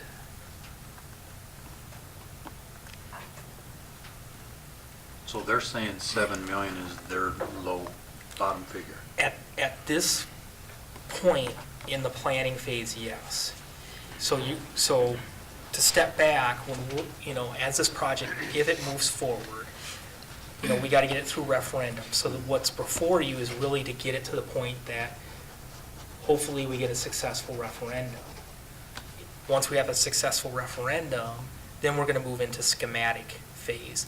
That's the phase where we're really looking at, really defining hard, this is how where the features are gonna be, this is where walls are gonna be, this is how much dedication for square footage we're gonna give.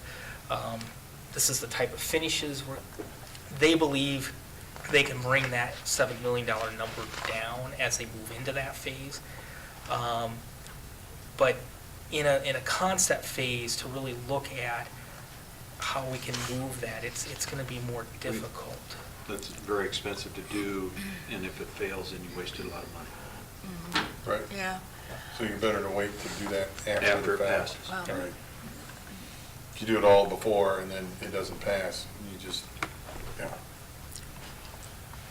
Well, if we move ahead and approve what they want us to approve tonight, this is it. These are the final renderings that they will present to the council in mid-May, according to their letter. And OPM, it mentions they will attend and participate in a public meeting format as required by the city to best assist in the referendum process. They're doing three-dimensional exterior, interior. No three-dimensional model or renderings will be provided for the City Hall project at the bank building. So they aren't doing any I know the exterior will stay, but they aren't doing anything, so we can see three-dimensionally what's going on in the bank building. That's close to a $2 million project, and they aren't doing a three-dimensional rendering. There's another question I had here.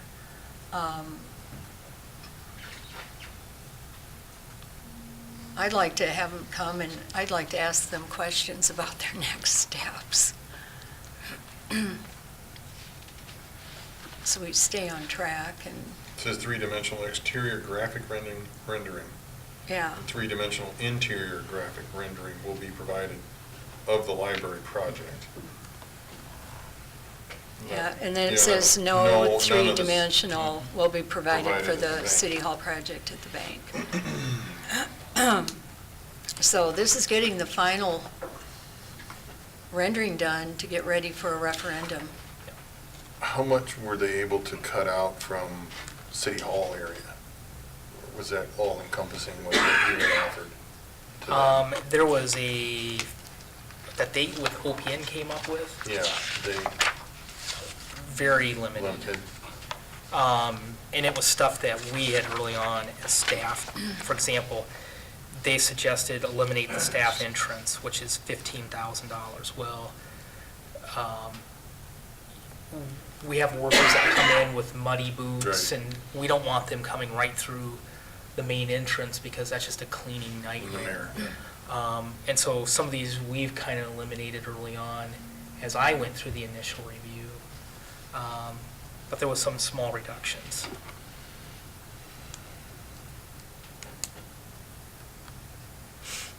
I think one of the reasons they weren't going to do any 3D renderings of the bake building, though, in part was there's not any substantive changes to the exterior. No, Of I the meant bank for the building, the interior. interior. I know that. Yeah, they said nothing right, for the right. interior. You're right. But even yeah. even the library project, they were looking at one interior 3D shot, which overall, that's a pretty limited, I mean, if you think about a photo here, well, the library space, you could probably take 50 photos of. I don't know. I guess I think if we want to pass a referendum, people will want to know where their money's going. And if there are no renderings of a close to $2 million project, I know I'm going to be asked a lot of questions. What are we paying for? Where's the 1.7 million going? I guess my focus is on the voters. And yes, we need some razzle dazzle, but I guess I'm obsessing on that because otherwise we have no project. And their last statement, OPN will help give any support the city needs to help make for a successful referendum. And when I read that, I put reduce costs as my margin note. give us a really neat library, but help us get this down so the referendum does pass. I'm through. I'm sorry. Like I said, I know, like I said, I walked away from the last meeting and I didn't, till I guess I see more renderings, I don't know if there's much more I'm gonna get, but if there's interest in having them come one more time, I'm fine, you know. I know, I guess. Whatever it takes to allay anybody's fears about moving forward, so. I'm confident moving forward with what we've got, that we can continue with the process and continue cutting costs and making this a good project for everyone involved. I think we have to remember we're getting 2 buildings out of That's this as right. well, and our cost per square foot was not What out of kind question. well, then let me ask, they seem to be set at 7 million, or we can't give you, you know, so what kind of cost-cutting play, Misty, do you think would be reasonable to balance the razzle-dazzle with the 60, We'll what are see you that. thinking? I think we'll see that as we come forward with the process, Carolyn, and I do think we'll be able to. Do you have work any with it. number in mind? Do you want me to have a number? I I don't know. can have I a just number. Do you wondered. have one? Yeah, I'd like to have them get it down to they were at 6 to 6.5. I really would. I think the lower we get it, the lower the bonds, the more likely to get that 60%. People are worried about us, they will vote yes on reasonable projects. They will vote yes if they feel that we have really done our due diligence and we've worked hard for them. And yes, we need a nice project, whatever that ends up being. I want To me, I that. think it's in their best interest to get this as close to that figure as possible, because if they don't, they're done. That I want You them know, to they come. would be basically, their work with us would be done, because I don't know if we're gonna get it past that to get it to the vote. Doesn't You know, it if we make can't it get easier for them to do their design work if they have that kind of 6 to 6.5 million in their head? It's Correct. like when And I we think we built can our allay that house. when we talk to We them. had a budget, we didn't just say, okay, design a house. It's, wow, sticker shock, no. We gave guidance by way of a budget. Mm-hmm. I think that's what the public expects. And I believe 6 to 6.5 million is feasible, and we can get a bond issue passed. So is that, But I want them to come for the second meeting, but if nobody else does, Carolyn, I that can't- 6 to 6.5 is passable, is that, are you saying 6 to 6.5 million that we bond for, or are you saying 6 to Oh, we 6.5 are minus the good. 2.5, where we're obviously, No, we would be bonding right now for 4. I understand that. as it So you wanna drop stands, it down as to it 3. stands. Get That's it what I'm down asking. to, You wanna get it down to 3, We 3 get and a it half. down Yeah, to yeah. 3, I think That's what I was you're trying to gaining clarify. What makes votes, this you're gaining difficult, votes, what makes yeah. this a little bit difficult, we're not the only players in this. Yeah. Because the foundation's putting in 2.5 Right, million. right. right. If we don't work with them a little bit, and they lose that 2.5 million, Well, we've they- really gone backwards. That's something we don't know. Right. If we lose their support by dropping this to the point where they don't feel it's feasible. Laverne, I agreed with Okay. them. They said 6, 6.5. I concur. Okay. I don't didn't? think they're saying that. Oh, that's what, So I thought it was somewhere Simple, near. Yeah, I did too. what, I thought Jacob just said, yeah, okay, so, 18,000 square foot, we supported a modified Plan A to reduce costs, but it was never said in the official motion or anything like that. oh, 6 I to thought 6.5. you said yes, 6, 6.5, okay. Trustees did not make that statement. Okay, well, It's, thank you. it was Thanks. the modifications which keep the cost down but maintain the 18,000 square foot minimum. And Mike's saying they can't get it under 7 without reducing 18,000. And if we trip over that, then we have the chance of losing another $1.5 million in foundation. But if you lose money the also. vote, they have to give all the pledges back. That's Yeah, true, too. Yeah. So, But they may not get the pledges if we reduce, Get it reduced down so far. yeah. It's a catch-22. yeah, it It's is. tough. It is a conundrum. But don't we feel that we really need to get moving on this a little bit, and then Absolutely. I do. get moving, and then if we get going on this and we find out that we can reduce some costs, That's great. that's great. But if we can't reduce the costs, we gotta be ready for that too. Yeah. I think that's what people expect of us, to at least give it a try and do what we can. Until we wanna spend $100,000, we're not gonna know what that reduced cost is, and I don't wanna spend $100,000 without having an idea. Yes.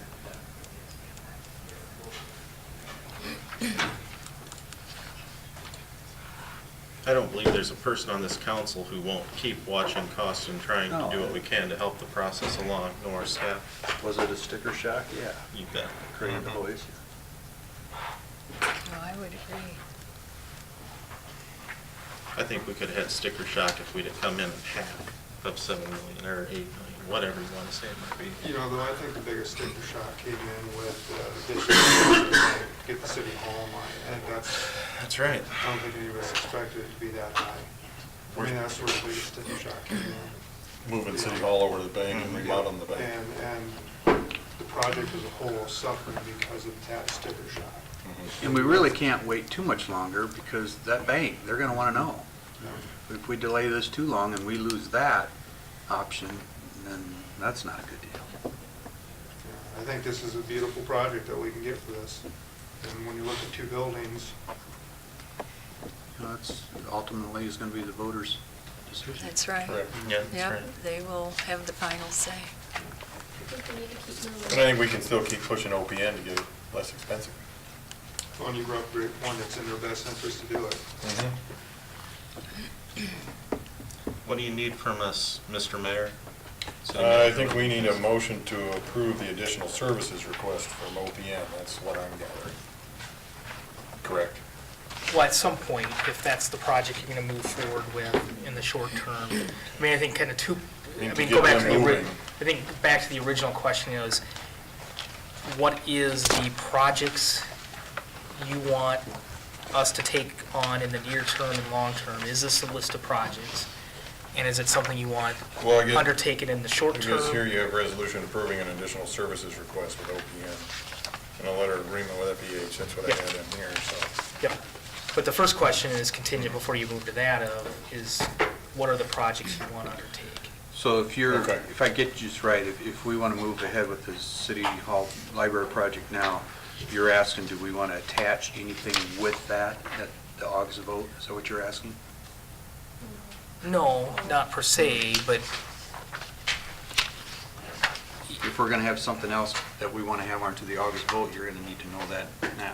we'd want to know that now. I don't think that's what we're looking to do, I don't though. think anybody's He just interested in wants to doing know, that. are we on board with these projects? And I think reiterating what Doug said earlier is, for me, we are. These are all things that, But you're not once the looking for a library timeline. moves, this other stuff And maybe moves, the it- city wants this stuff, the people in the city wants Right. this stuff to keep moving, and we need to get that door blown open and keep moving. This is the stuff we went over when we Right. did our strategic meeting in November. This was, or in, yeah, I don't November. think we expect anything These were else to the be on the things that- referendum. Correct. Just, let's move the library, let's go now, and let's keep the rest of this going too. And I think my question was more pointed towards, I don't want to feel like we're always in a fire panic. And so if we wait till, August, September, November to say, okay, we're going to tee up the next project, well, we're going to be back into Let's just keep talking. and so more, what I'm looking for, the initial question is, are these projects you want to do, set aside the August referendum question, are these projects you want to take on in the short term, in the long term, and how do you want to divide it up? And then we can move to the next question of, okay, strategically, we're going to take on the library city hall project first. That's what I'm hearing right now. Next year, we're going to start looking at rec center or street maintenance, whatever order those are. Or then we're going to wait till 2021 to do the rest of them.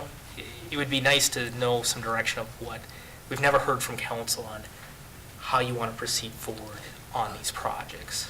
I have a question, Mike. In their March 10th letter, it sounds to me like they are, if this resolution with them is approved tonight, then they will start doing the plans, and it says they will provide, the schedule, proposed summary, they will provide completed renderings by the mid-May city council meeting. So we will wait, if we do not see them in a second meeting, we will not see them, then, am I interpreting this right, in mid-May? And then we have to file papers June 12th if we decide to move ahead, which I'm good with an August 1 referendum. But what, so we will not see their completed plan until mid-May. What if we want tweaks or something? Everybody's saying, well, then we can work with them. We'll know what they're doing. We can work with them to get costs down. Are we running out of time? As I just saw that, Mike, when you said we don't, we don't want to be under the gun. Mid-May to mid-June. We have like one council meeting then before we have to file the papers? We'd have 2. Or how many? I don't have a Yeah. calendar in front of me. I'm just saying, if we approve it tonight in March, we don't see anything until mid-May. Well, maybe go back to the question you kind of pointed to. Is there, because I do think it is important is everyone on board with concept A? And is there changes, and one of the pointed items I would point out, because this is the one item I've heard most of, do we come upstairs or not? If council's not on board of coming upstairs, this would be the time before we engage OPN to start working on this further, to say we don't want to come upstairs or not. Because once we engage them in this, we're coming upstairs. Well, that's what I'm saying. That's why I guess I'm becoming a broken record. That's why I think that second meeting might be a good deal. I'm going to look at the foundation, because Yeah. I've been pointedly I think that is one of the razzle-dazzle, I think is the term that got used. Right. That they think impacts them in their fundraising I aspect. understand that, yes. So there's that give I and get take. it, yeah. Is that a big deal for you guys to have the upstairs brought into it? Is that a showstopper if we said, no, we didn't want that? Mike, I don't know if it's a deal killer, but it wouldn't make sense to me to cut $400,000 or $500,000 for a project and eliminate $1.5 million in fundraising. So right now, you've got a beautiful public-private partnership where when you factor in the Moen and Milligan family's donation, you have a $7 million project, 50% of it's, private dollars.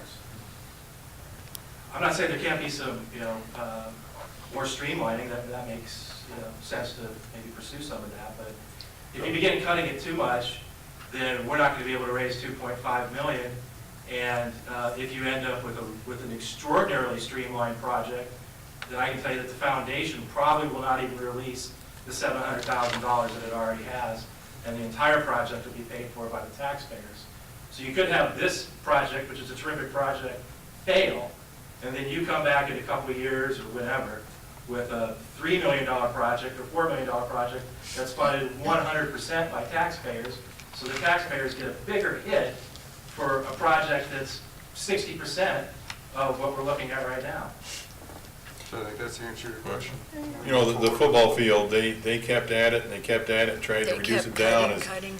But they still ended up with $4.5 million Right. bond issue, and it still passed. Right, So, original but, 6.2 million. As long as we look, as long as no, it people was still understand. 6.2 million. 6.2, but They the fundraised. Fundraise the others, or they use, Right, got it down to 4.4. Yeah, they use local option Right. sales tax to get Yeah. it down there, Right, You right. know, and that- which we're doing some here too. correct. I mean, as a council, we're doing our share to help this, to lower the tax asking for the people. So, from where I sit, this is what I'm committed to move forward with. As am I. Me too. I think to facilitate the time, I guess, I'm looking at this, what you want is also a request with OPN Architects. That request in there is, you want action on that? Yeah. Yes, moving forward, yes. So that would be the project, that would be the next rendering. And that, then I would probably entertain a motion to approve the additional services with OPM Architects. That's where I guess that I would go to, because that's what we need to look for. And what kind of dollars are we looking at? That was, page 15, 18,500. and then the 3750 with optional professional fees. You know, before we get there, do we need to go back to Mike's initial question? Mike, did you just need a feel from us, or do you need some form of a motion from us on the projects that you have? What are you needing there? It would be good to know where the I mean, we've been talking about the Library City Hall project extensively. We haven't talked about anything We haven't else. talked about anything else. I mean, Right. what is the council's prerogative on these other projects? I mean, are these things you're interested in? How quickly do you want to move forward? We've looked at the PFM numbers. We know what the bonding ask would be if we move forward. And we can get back to that. We have action here that I think we need to take for you. Misty actually made the motion. I said so, moved. Okay. You may Oh, have heard me. sorry, so the question's called, Misty, and then we need a second. Second. There's a motion and a second. I didn't hear the motion. I guess I just want to Can you clarify. clarify the I motion? motion. So this is skipping the second meeting, I mean, that's the way it goes. I think so that we can proceed with the services request by OPM. Would it be possible for them to move up this mid-May, so we have a little more time to, everybody says, well, we got to see the pictures to work with them in case we can get the down. We don't have much time, or they don't have much turnaround time. If they're going to be working with the final concept mid-May, they're going to say, this is a done deal. Are they, if somebody says, hey, can you cut this or do that, or like you said, Eric, with the clinic, is there enough time for us or library people, anybody, to offer? If they come the first part of May, I mean, if we can push them to get it going and maybe do a meeting before, the week before we have our council meeting. I wonder if they could offer to do that, just to So we've got time. This is really. give us a progress update, which would be your second meeting, and to give us a Not- progress update, and maybe a month from now in our meeting as to how they're doing. And if we have some objections at that time, then we can bring it up. Mike, And the quicker we pass this motion, if we don't pass something tonight, mid-May might become That's gonna late go on May. faster, yeah. So, If OPN knows that they gotta have something for us, so they're gonna keep going, they're gonna push it and get it to us. Because it's money out of their pocket if they don't. Right. I'm sorry, Mr. Poggy Weaver, would you check with OPN and see if they'd come back and visit with us? Yes. Okay, Mr. Mayor, you have a motion and a second. We have a motion and I a don't know second. what, I hadn't heard Come the back and visit with us before motion. I didn't hear May? the motion. Yeah, Right. May, absolutely. That would make you feel better, right, Carolyn, to get them back here and get some input? to it and stuff? I'm a worrier. That's good, we need I just warriors. worry about votes. I'm Right, I worried think we about- all are concerned about it, too. I would So- be surprised if they would say we won't come back. So I would you're too. We can't saying force them to, but. we I mean, can't. no. I mean, we're Well, approving money this in a talks. resolution. They'll come back. Well, I did hear your motion. The mayor. We can get a clarification on the motion. Okay. You're actually going to be approving the resolution, entering into the agreement for additional services with OPN, and based upon the memo that Mike has laid out, it would include $15,000 for their base professional fee, and then 2 community open house for an additional $3,500 for $18,500. We'll need that amount in the motion. And I will get it in there. Okay. So it does not include on that, in their letter, they have that total optional professional fee. One of the options was additional exterior rendering. That is now being proposed. The additional exterior And what they're rendering. talking about there, additional would be at the library. If we wanted a 3D rendering of City Hall, that's probably substantially more than 2,000. I don't know what that number is, because we've never talked about that. But the outside of that's probably not going to change a whole lot. It does include getting a more definitive floor plan for City Hall. Yes. In moving the project forward, at least I felt, right or wrong, that that would be sufficient to run it through a referendum. I didn't think we needed elevations of office space.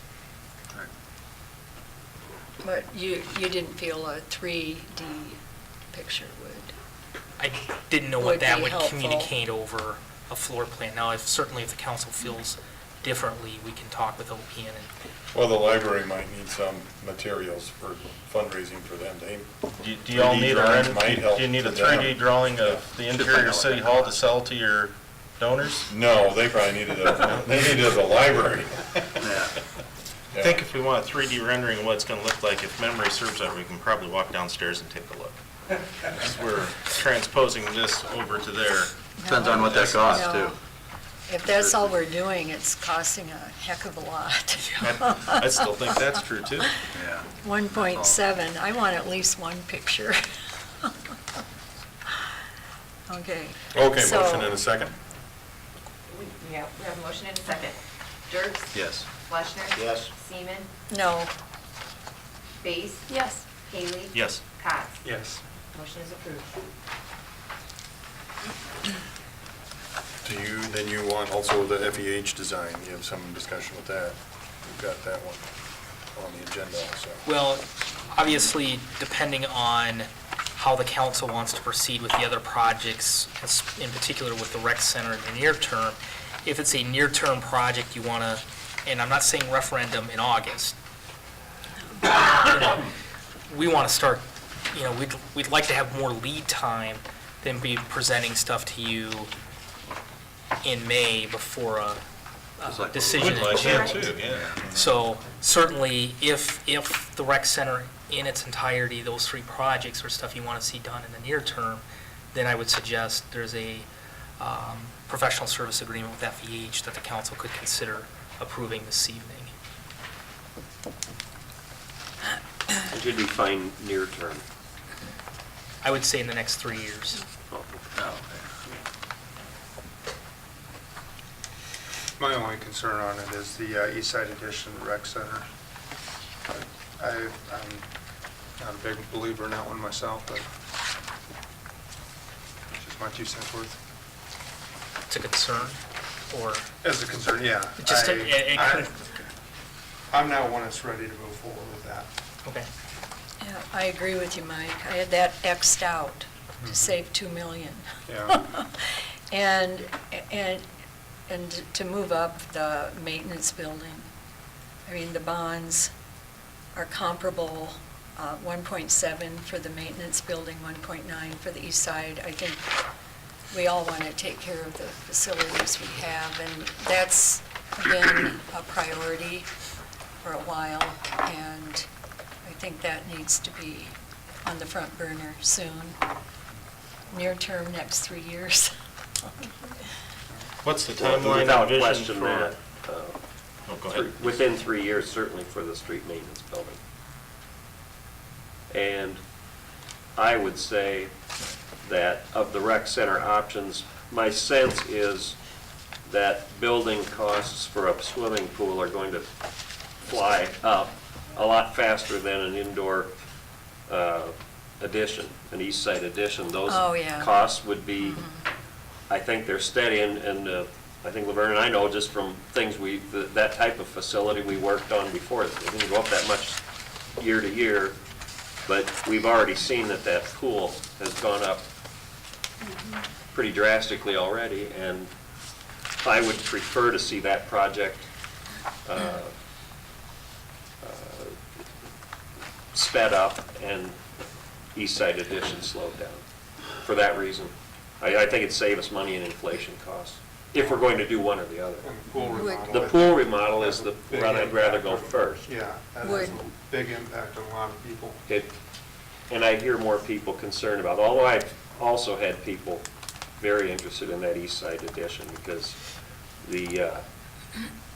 I think if you saw adults trying to play with the kids at the same time in that 2-gym area, it needs to be changed. I mean, there's not much with the space we have, there's not much we can do with, would that be accurate, Jack? I have pictures on my phone that show today there's over Yeah. 100 kids. There's 100 kids in these, and here- we've got these kids coming straight after school, and you've No got full limited days. space, right? Yeah, Yesterday, that whole facility was packed, yeah, I mean, yeah. every room. And so I would disagree that that's not an important project. However, my reasoning for saying the pool should be sped up is that I just think it's gonna cost more. Cost of that. If we put that off for 3 to 5 years, it might go up 10% a year. I have my, I just sense that that would go up faster than the East Side Addition. East Side Addition, it's just, you add the walls. And It's square footage is all it There's is. just no square footage. I don't think there's any question we need that, though. We're not, You would concur that we need square footage. Mike, we're not talking that much money to isolate one or the other, to do all three and find out a little more. Yeah, I think Yeah. you would proceed with all three. Yeah. Proceed with all three at a low Oh, cost. correct. Yes. Right. And then start getting some numbers and deciding, and some concepts there. I think we need to do the locker rooms. They're 40 years old. Well, that's what. Yeah. That's part of Oh, the is that what you projects, meant? that's what Yeah. he needs. Oh, you're saying the east, Direction, all three You gotta projects, do the locker rooms. all three Go ahead and find together? out the. At this Right. point, that's not gonna cost us much to research all of them.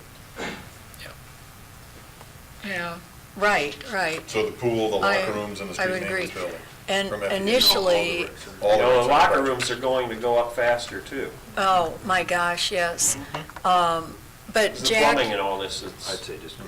you were going to, when we talked about the locker rooms, because of the price, 800, 900, 1.2, whatever, you were going to check with FEH and talk about remodel versus gutting the place, or not a remodel, but an update versus a remodel. Yep. Did you ever have time to talk to them, or for them to get back to you, or? We've had some initial conversations and looking at a proposal from them to. Do you have any idea of the, like right now, we have 900,000? Right. No, we haven't got that far. We did get a proposal from them. I think it's about $6,000 to look at a different concept. I don't have the dollar on it. I did get that a few weeks ago. Yeah, because initially, they were at a little over 5, then they Yeah. said, well, maybe 8. And if we did a remodel, We started to talk about We're- doing the pool. we could do, And that's when we put our said, money wait till we do the into, locker rooms, Test put our on, money into the east room. Pipes and all Yeah. that. do everything together. When, We did a HVAC test. Yep, You wanted yep. to do the HVAC test, you wanted Right. to do the test for the piping of the pool, we've done those two things.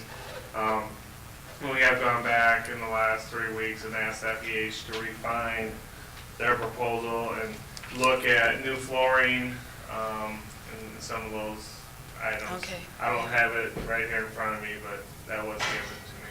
okay, So I thanks. can forward that. Okay, thank you. This letter of agreement is to look at which particular part of the rec center then? Where to tell them? We're supposed to pick Let's one help out us for with the that? bond vote. Yeah, once we decide what projects what- we want to move forward with. Thank you. It clearly includes the pool project because Water's Edge. Water's I Edge. saw that, Yeah, yeah. That's right. why I was trying to understand if But I it was believe all this- three or... Included all three projects. Do you know that, Jack? Yes. Okay. At this point, it's not that much money, you might as well get all the You information. get all of it I now. agree. Now, it probably doesn't include, to Carolyn's point, of is there alternative projects we could do or alternative design we could do for the locker room? That, well, That's probably it'd an be nice additional to, to do something reasonable that,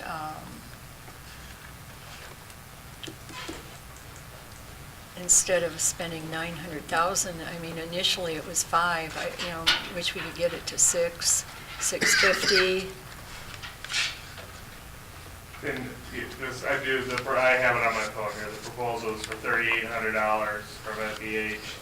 to work with previous developed design concepts for the 4 existing locker rooms. With FEH, we'll study the existing locker rooms and receive new ideas on flooring, re-walling the showers, still going with the men's side, having individual showers shown.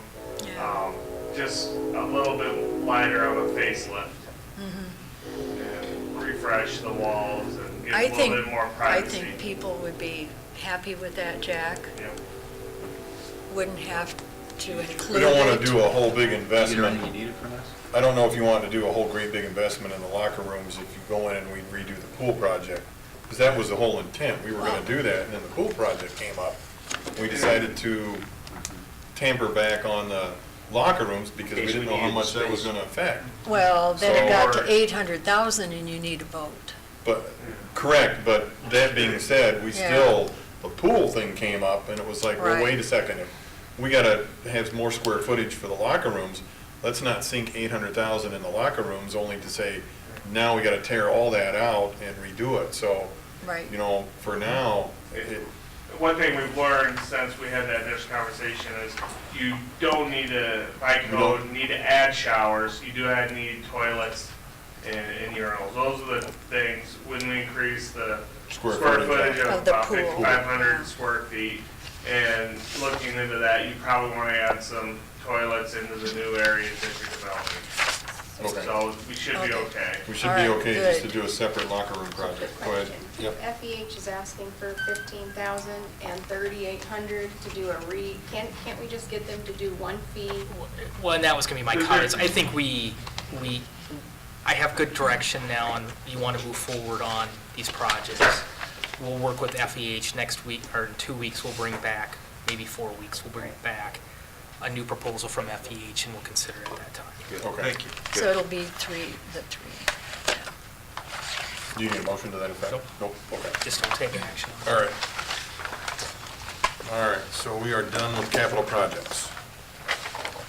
All right, now, the first report is the Merchant Park Baseball Stadium, and Mike or Jack? I'll take it. Or, okay. And I'm going to take it over to these fine folks that have been here for a while this evening. One. Oh, jeez. I'm not sure fine. Oh, Barry, I thought you just walked in here. I want to thank you guys for all your hard work. And we caught up on some app, I did a little meditation. And I'm in good shape, and I'm going to go home and get some scotch. You spoke up. Didn't you bring any? I did, I asked Jeff if he brought some up, but he said he didn't. Okay. Barry Bruner, Carroll Athletic Association, private partner with the Merchants Park Project, and I have a great partner with me here tonight, Vicki Gash, from the City Historic Preservation Commission and the County Historical Society, who will answer some questions on a real important part of the Merchants Park Project, the history.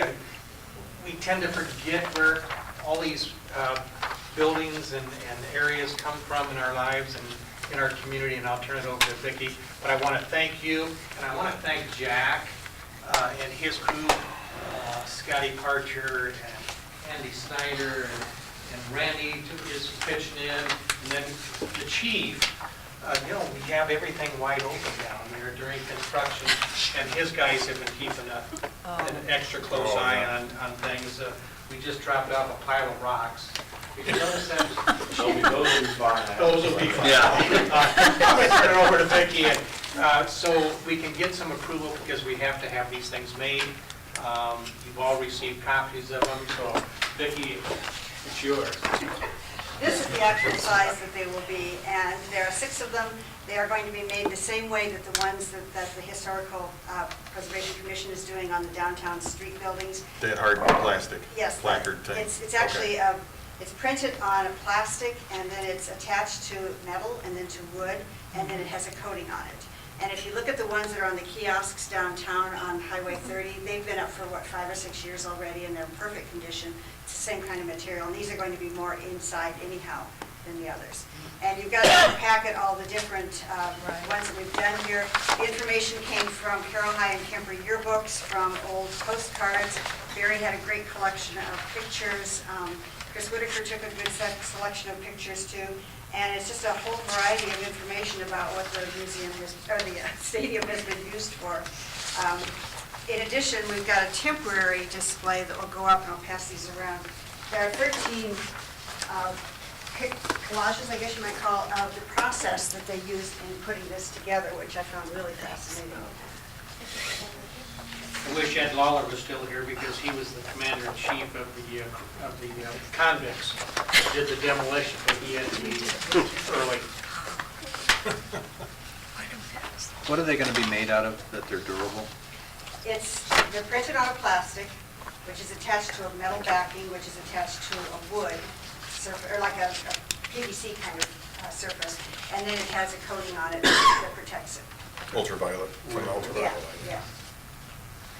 I stopped up there probably, was it a week or two ago they gave you a call? Yeah, last And week just- was yeah, Saturday. Just really impressive. Isn't it common? Wow. It's really Yeah. fun. There a day doesn't go by that somebody doesn't grab me and say, "You're really looking cool." Oh, yeah. And when they put that Merchants Park, when they painted Painted that that on, on, yeah. that really got people's attention, so. That wall looks really good. The benches look great, but the wall is outstanding. I The taken wall. some pictures up there in May, and it was just pure mud underneath there, and it's fabulous underneath there now. The inside where they've redone the concession stand. Yeah. Yeah, that all looks really nice. I handed out one quick thing. I'll go over this with you some other time. These are some of the other projects that are going on right now. Everything from ticket booth to fencing, all of the press box, all of those projects will be completed. Jack's going to tell you that the contractor's contract's just about done. Yeah. These are additional things that the Carroll Athletic Association is doing. Barry, where are the WPA store? That sounds cool. Right Stone in Pillar's front, gonna you'll be- see the pillars, Oh, the the cement concrete pillars are there right now. Oh, okay, And the that's, stone and then you're placed on gonna. them.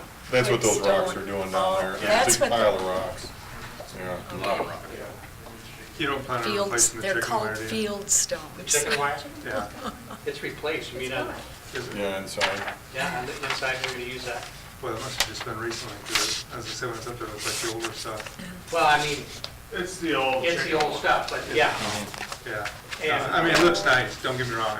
Scott replaces it, what, 10 years, every 10 years or so? It's been replaced once since I've been here. You've been here 27 years. Yeah. I don't want to make this go too long, but I've got a question. I've got to ask this. Do you have any idea why Carroll didn't play baseball from 1922 until 51? I thought that too. They just didn't have a team. Just, Yeah, they just didn't have a team. well, and they were undefeated. Julie Harris was talking about that. Julie, he never played baseball. Well, that was in the 60s. I thought He they never had did. baseball then. No, he never played. Okay. Oh, my God. It was just a high school. Well, team. 65 started. You're right, he didn't. Yeah. Maybe they had Legion ball. They all went to play softball. Bud League.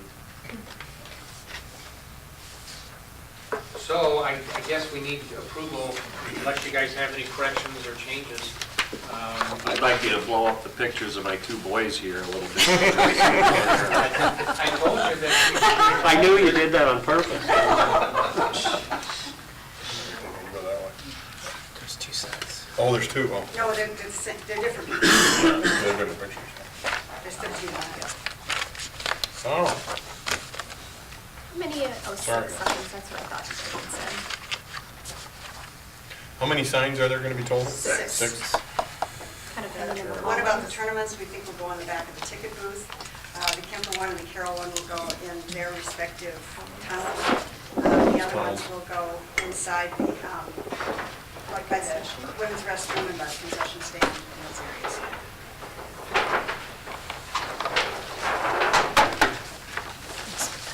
Great. I think it's interesting that they have respective tunnels, the two schools. But they what? They have respective tunnels, as you said, even though there's nothing designated, it just happens. Yeah. We were originally going to put them above the tunnels on the inside, but they're two different dimensions. Yeah, I think one's a little Was there, longer. I've been to many, many baseball Additional stadiums. I've never seating? seen anything like Yeah, this. down the first base. It's gonna be neat. First base and third base. Was it, okay. I was, I didn't remember that cutout area. There's a cutout on both sides. Okay. That looks nice. Yeah, I knew down third base there was someone there, I remember that, but, yeah. And we are gonna have a chamber coffee that Friday of Memorial Day weekend. Do you intend to have all your stuff done, Barry, before the first merchants game? Yeah, we're hoping to have everything. Okay. When is the first merchant game, do you know? I think Specifically? the first week in June. June? We got quite a punch list yet. Yeah, there's a lot of work to be done. Yeah. You know, the basics are there, but we want the fencing will be good, the ticket booth will be good.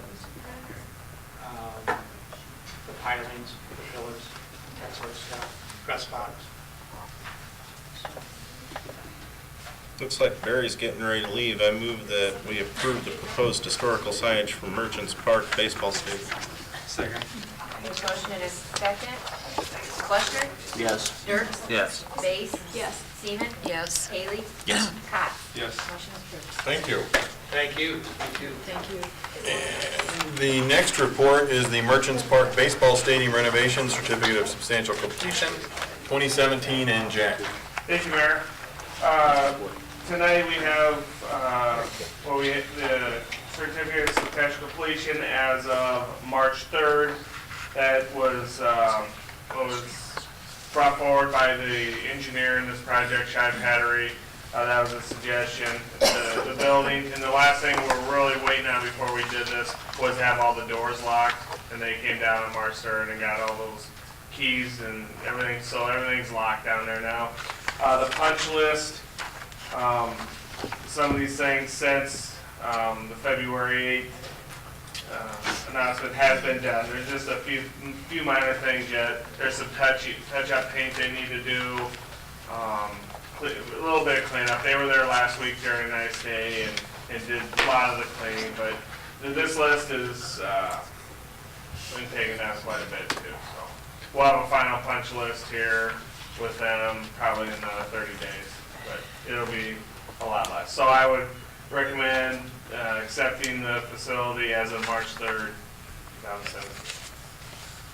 Any other questions for Jack? If not, I'll need a motion to approve March 3rd, 2017 as the date of substantial completion for the Merchants Park Baseball Stadium renovation project 2017. Second. There's a motion and a second. Seaman?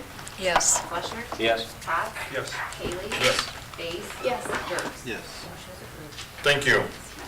I trust everyone has read the committee reports.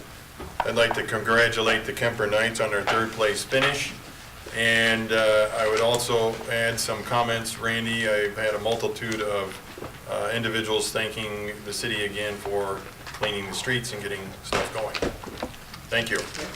Any comments from the council? If not, I'll need a motion to adjourn. So moved. Second. Cox? Yes. Base? Yes. Haley? Yes. Seaman? Yes. Dirks? Yes. Fleschner? Yes.